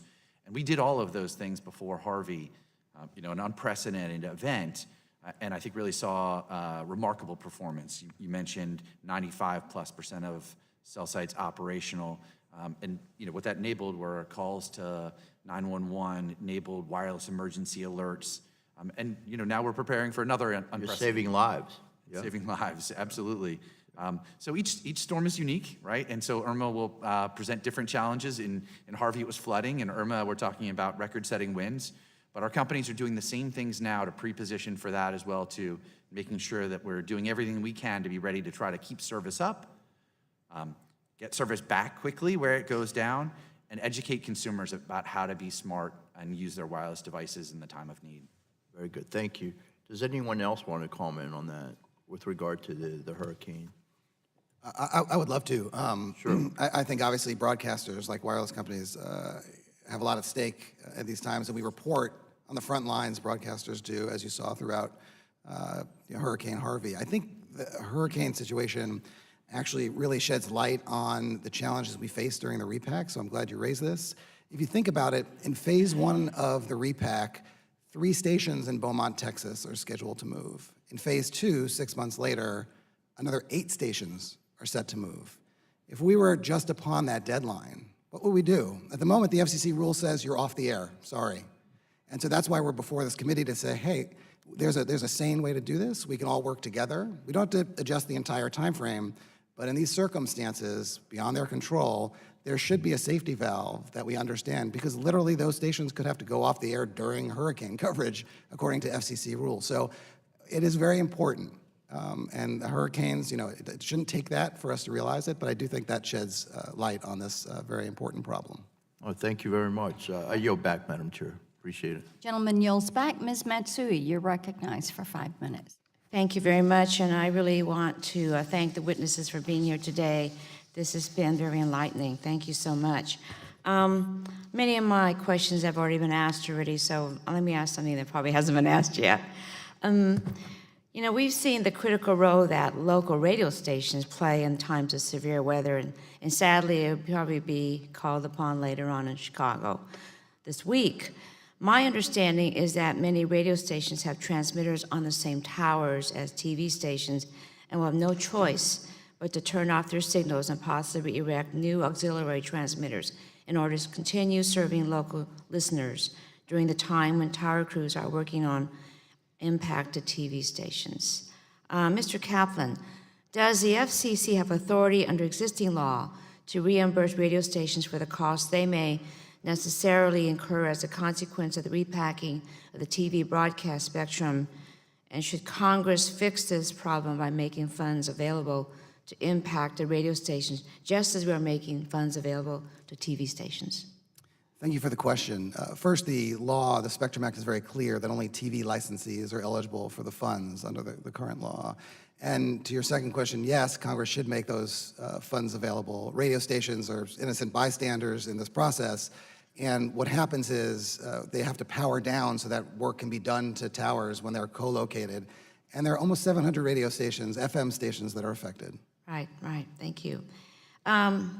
We've heard some discussion today regarding the potential consumer education that would be necessary during the repack. And Mr. Butler, I'm also a fan of public television, having been a chairman of the board of one of them in Sacramento. Yeah. And so it's been with interest I've been following what's been happening. But can you speak about the particular challenges to public broadcasters in making sure viewers can find their stations during and after the repack? Yes, ma'am.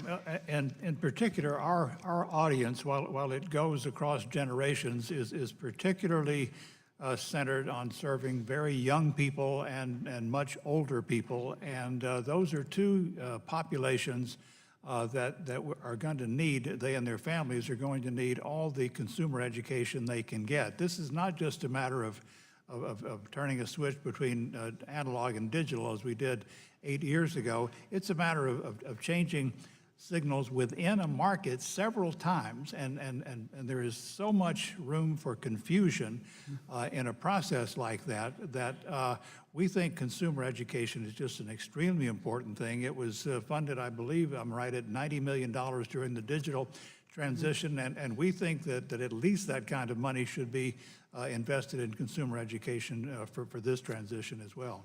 Okay, thank you. And I want to, as I've indicated, I'm very sympathetic to concern that broadcasters have about circumstances like weather that may affect their ability to transition in time. However, I'm not sympathetic to any intentional delays or gaming of the system. I'm also concerned that if the Sinclair merger goes through, Sinclair will have significant incentive to slow walk the transition. Mr. Kaplan, what safeguards are we putting in place to ensure that the transition is not unnecessarily delayed? Thank you for the question. I think that the safeguards are already in place with deadlines and timelines enforced by the FCC that we understand and agree to.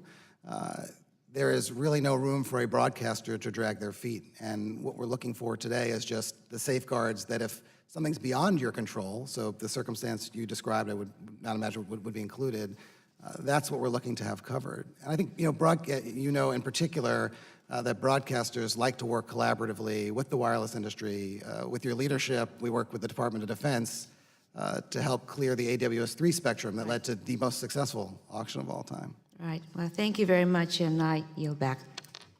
Gentlelady yields back. Mr. Long, you're recognized for 5 minutes. Thank you, Madam Chair. And Mr. Bergman, do you believe that the 39-month date played a role in how much wireless carriers paid for the spectrum during the incentive auction? Very much, Congressman. When they get access to spectrum is a critical part of how they decide what they should bid.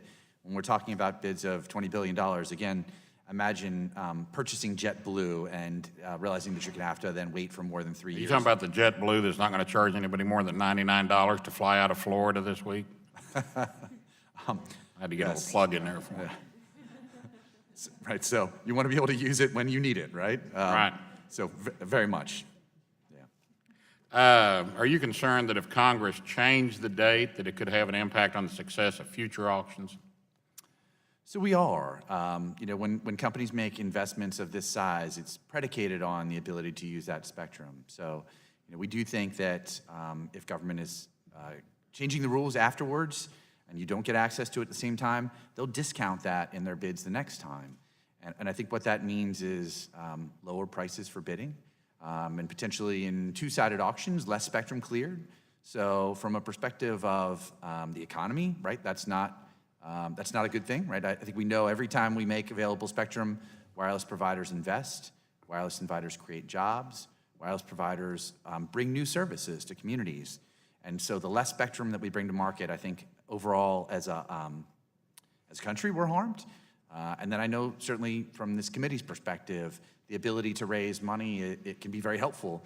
The 2012 Spectrum Act raised over $60 billion, right? Enabled the rollout of FirstNet. Just from this last auction, $7 billion alone went to deficit reduction. So the ability to make sure that we're able to take advantage of that tool for our economy, for our rural communities, and also as a potential funding source are all really, I think, important as part of this process. Congressman Long, may I quickly address one comment that was made? Earlier in the hearing, we heard, I just want to make sure we're all on the same page here. The Spectrum Act itself never set a deadline for repacking. Congress did not address that issue. It left it to the FCC to address. The FCC then went ahead and adopted the 39-month deadline. And by the way, which is still, there were 31 petitions for reconsideration filed during the early stages of the auction about various things in the auction. 30 of them are closed. Only one remained open throughout the auction period, and that was the deadline. And to this day, 39 months is still an open question at the FCC. So I just want to be clear that auction bidders walking Right, into yeah. this process, and Okay, that Congress thank you. didn't set the deadline. My next question is for Colonel Tracy. Colonel, that's correct, isn't it? You are a colonel. No, sir. You're not an auctioneer. Not yet, sir. I attend the Western School of Auctioneering later this month. Oh, okay. Well, you will soon be a colonel, because Sir, yes, all sir. auctioneers are colonels anywhere you go. If you ever go to an auction, don't know the guy's name, you say, "Hey, Colonel," he'll answer you. So I thought you'd already graduated from auction school. In advance, I thank you, sir. As one colonel to another. As carriers move to deploy the new 5G technologies, how will the tower industry respond to needs from both broadcasters and carrier communities? Wow, that's a huge question. As a member of CTIA and with great friends at the broadcasting, we're kind of caught in the middle of any argument that happens between dollars and time. That's why I said it was way over my pay grade to comment on how much it was going to cost. I'm a simple tower guy, and I can tell you that we have a math problem. And the math problem involves training enough workers to get up on a tower where a lot of people, frankly, don't want to be, and getting the work done with quality and safety as our top priorities. So if I look at the math problem, I would say that if there's any place that this math problem can be solved, it's in the United States of America. I trust our workforce more than I trust any other one, any place in the world. And especially with we talked about our former military coming in. These folks, if anybody can get it done and solve this math problem, it's the people in the wireless community. Thank you.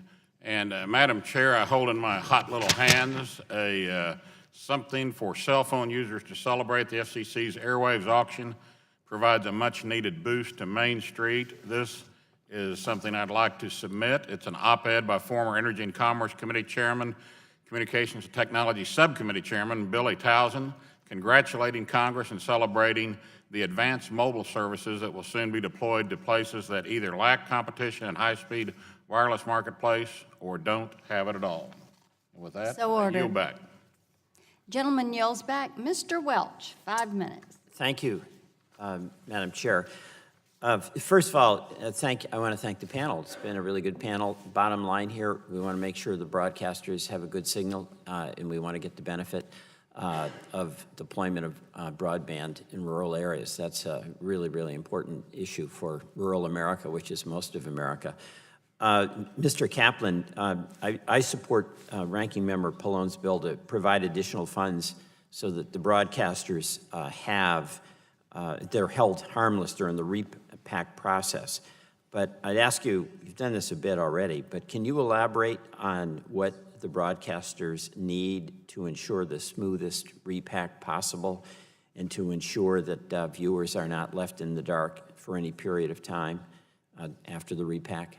Sure, we need two things, which is money and time. And in terms of money, it's to be fully reimbursed because broadcasters, as I said, today are spending that money. They're putting in the orders, they need to do it. We've heard testimony about exactly the steps that are necessary to do these tower climbs, to have the antennas, transmitters, those types of things are critical. So Mr. Doyle asked everybody whether there is enough money, and everybody with one abstention said there isn't. What are we talking about in terms of money? And can you explain how you have come to a conclusion about what's needed? Sure. Well, in terms of, we could look to the FCC, so we've all submitted, broadcasters have submitted initial estimates that the FCC has looked through, and that came to over $2.1 billion. Also, we've heard today from members issues about radio, low-power television, and those things are enormously important for the ecosystem as well. So, we're in the neighborhood. We know it's going to be at least $2.1 billion, and it's probably going to go up a little bit, plus money for some other entities that are casualties in the process. Thanks, Mr. Kaplan. Mr. Bergman, can you share with the committee what the spectrum will mean for our rural constituents? I mean, that is a huge part of America, and it's supposed to be, as you know, under the original Telecommunications Act, getting the same service as urban areas. We're not doing that, and it is really hollowing out the opportunity for rural America, where if people are going to start jobs, entrepreneurs are going to come, and a lot of people want to. I know this in Vermont because of what they see as a quality of life that's different. They can't not do it, as you well know, unless they have urban-style speeds. So can you talk about what the spectrum can do? Thanks, Congressman Welch, and certainly appreciate your and this committee's attention to making sure that rural America is a full participant in wireless. And I think there are a couple components of it. One, we were talking about just a couple minutes ago as a lifeline, right? And you mentioned this, the ability to reach 911 in times of need is really critical in rural areas, right? When you're at sparsely populated communities, windy roads, that ability to reach 911 is absolutely critical. The other piece is an economic opportunity, right? A growth opportunity. The ability to work where you want, to be creative where you want to be, is something that wireless is really unleashing. When I think about the spectrum inventory, I think about this spectrum, the 600 megahertz spectrum. This is like the long distance runner, right? This is the spectrum that can cover miles and miles. It's got great propagation characteristics. And I think what you see for rural America, it's happening today, right? T-Mobile announced in Cheyenne, Wyoming, and in Maine first. It's a little bit unusual compared to where we normally see services first rolled out. So this repack, this process is really key to getting this. Thank you. I don't have much more time, and I just want to let Ms. Murphy-Thompson comment on that same question as well, but thank you. Sure, and let me just thank you for all the work you've done to help promote rural broadband, both for your constituents and all of CCA members. It's in our DNA. And I know right now rural is a big buzzword, but it's something we've been working on for a long time. And this spectrum, as Mr. Bergman said, is critical to all sorts of new technologies in order to connect rural America, not leave them behind in these next generation technologies. And you know, we would ask continued assistance from Congress to help bridge this digital divide. Okay, thank you very much. Madam Chair, I yield back. Thank you. Gentleman yields back. Mr. Flores, 5 minutes. Thank you, Madam Chair, and I thank the panelists. It's been a great hearing so far. Unfortunately, there were some unintended consequences in the repacking. Mr. Bill Rockus addressed one of those with the low-power TV and translators. Another one is that the industry, the broadcast industry, shares towers with AM stations, FM stations, and also with FM translators. And so those operators are also going to be impacted as the broadcaster, the TV broadcasters go through the repacking process and changing transmitters and antennas and so forth.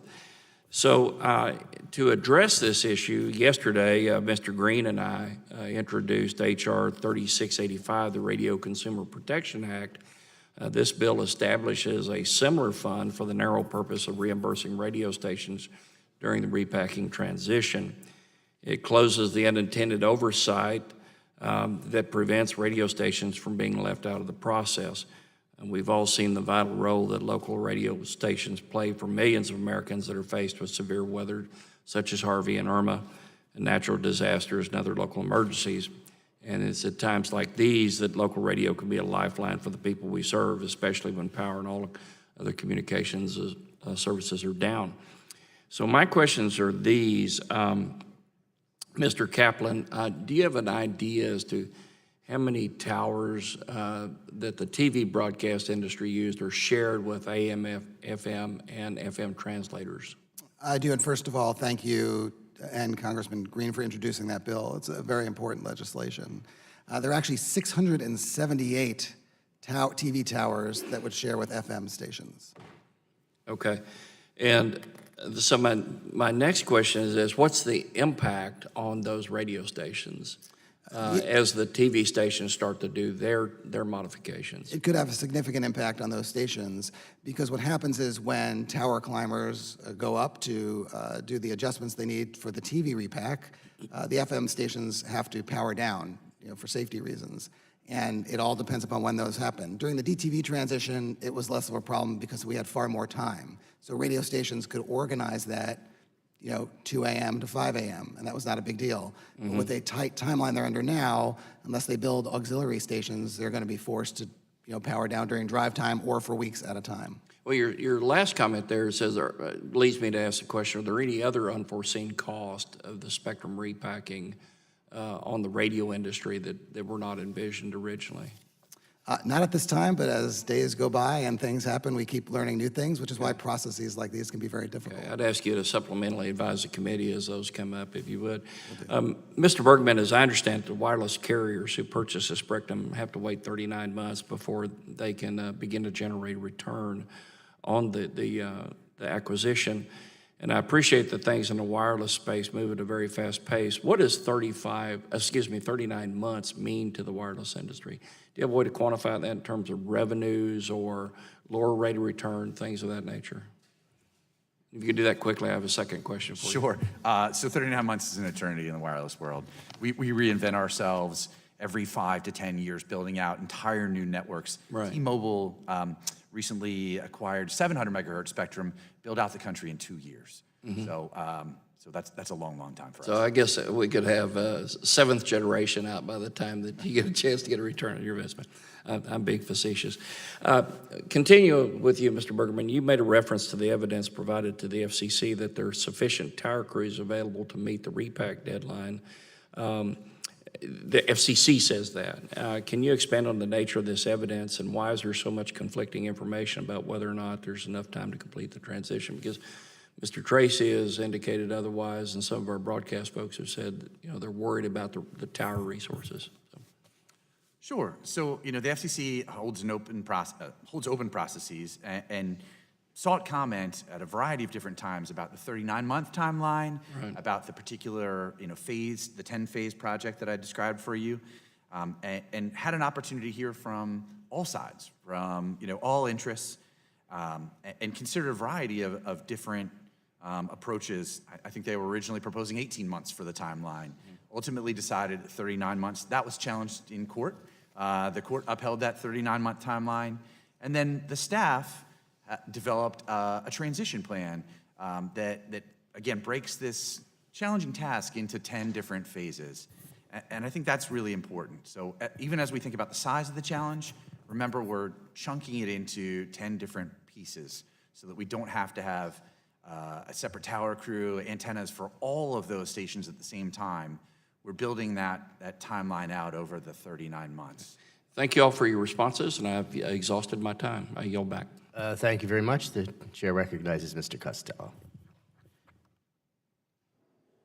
Thank you. I read all of the testimony and looked over a bunch of various questions I was going to ask, and I think for the most part we've touched on everything. That's the blessing and the curse of being last, sitting at the end of the chair. I wanted to get a couple things on the record, though, that I think are relevant for a couple different reasons. Let me just start as co-chair of the Public Broadcasting Caucus, Mr. Butler, just to give you an opportunity to explain how this repacking may be a bit different for the public broadcasting vis-a-vis others. Yes, sir. Thank you, and thanks, first of all, for being the co-chair of our Public Broadcasting Caucus. We're honored to have you in that leadership position. As has been said, and as Mr. Bergman was just touching on, this is not really a 39-month transition. For lots of our stations, this is a much shorter transition than that. 14 of our public television stations have to make this transition within the next year, almost, November 30th of 2018. And then there's a cascading effect. The next phase begins the next day, and so the last phase, which will take us up to July of 2020, we only have 14 stations left at that point to get repacked, and so 135 of our stations alone are going to have to repack well before that 39-month Why is that? deadline, because of the phasing in that the FCC has created for this process. And so I'm sorry, Congresswoman Eshoo is not here for me to be able to clarify that. 39 months is a long time, but a year is not a long time, and this is a cascading effect that's going to have a very serious effect on public broadcasters in particular because of the difficulty we have in attracting capital for such purposes. Thank you. Mr. Kaplan, in your written testimony, I want to read a paragraph, a couple sentences, give you an opportunity to respond, and any others to just unwind this a little bit, both from my understanding technically, which I think I know the answer to, as well as what some of the unforeseen implications may be and how they may have to be addressed, be it through the waiver process or otherwise. The repack must take into account the costs and need for coordination associated with TV and radio stations which themselves were not repacked, but which, due to their proximity to repacked TV stations, must reduce power or transmit from an alternate facility for some period of time. These stations' viewers and listeners should not be dismissed as collateral damage solely because the FCC's original repacking plan did not take them into consideration. Why, due to their proximity to repacked TV stations, must they reduce power or transmit? I think we know the answer to that, but if you could put that on the record. And then secondly, can you discuss some of this collateral damage and how we may need to go about addressing it or be sensitive to it? Great, thank you for the question. And I think this gets back to Congressman Flores' question earlier, which Yes. is that radio stations that share, and we have almost 700, that share towers with repacked TV stations aren't just going to continue to operate business as usual. When those changes are made to the towers, the FM radio stations will have to power down, go off the air. If they don't have an auxiliary facility to accommodate that, they are literally going to be off the air. You'll get static. You won't hear your radio station. So, and that's for safety reasons, RF safety reasons. So that's critical that's addressed, and it can be done in two ways. Money is critical because if you have the ability to build an auxiliary station, then that can solve some of the problem. And time and flexibility. You said at the end of your remarks, I think that was exactly right, which is to be sensitive to. I think the issue to be sensitive to is the rushed transition, which we're all going to try and meet each and every deadline, does put pressure on those kind of situations because whereas you could power down at night during the DTV transition, because that's when the work can be done, we don't have that luxury if we're going to meet each of the 10 phases. Right. Mr. Butler, the APTS partnership with the wireless industry to conduct a pilot project on spectrum sharing, just share your thoughts on how it was successful, how it may help your members, as well as any learning lessons. Yes, sir. Thank you. Among the most important lessons that we learned was the fact that we do have a substantial channel capacity, even in a channel sharing arrangement, so that both a public station, for example, and a commercial station could run a full complement of channels that they wish to run simultaneously. We also learned that the dynamic nature of this sharing is very important and conducive to a successful channel sharing arrangement. I had gotten, as a non-technologist, I had gone in thinking, well, we get 50% of the spectrum and you get 50%. Right. The fact is that it's dynamically shared, and whoever needs more at one Shift given back, time right. can have it. And so our pilot program in Southern California proved what kind of equipment we need. Maybe more agility in there than one. Exactly right. Yes, sir. So that was very important, and we're very much indebted to our friends at CTIA for helping us to do that. Very good. Thank you. My time has expired. I appreciate all of your testimony. Yield back. Thank you very much. The chair recognizes Mr. Johnson. Thank you, Mr. Chairman, and thanks to our panelists. You know, this is a really, really important hearing. I represent a part of the country, Appalachia,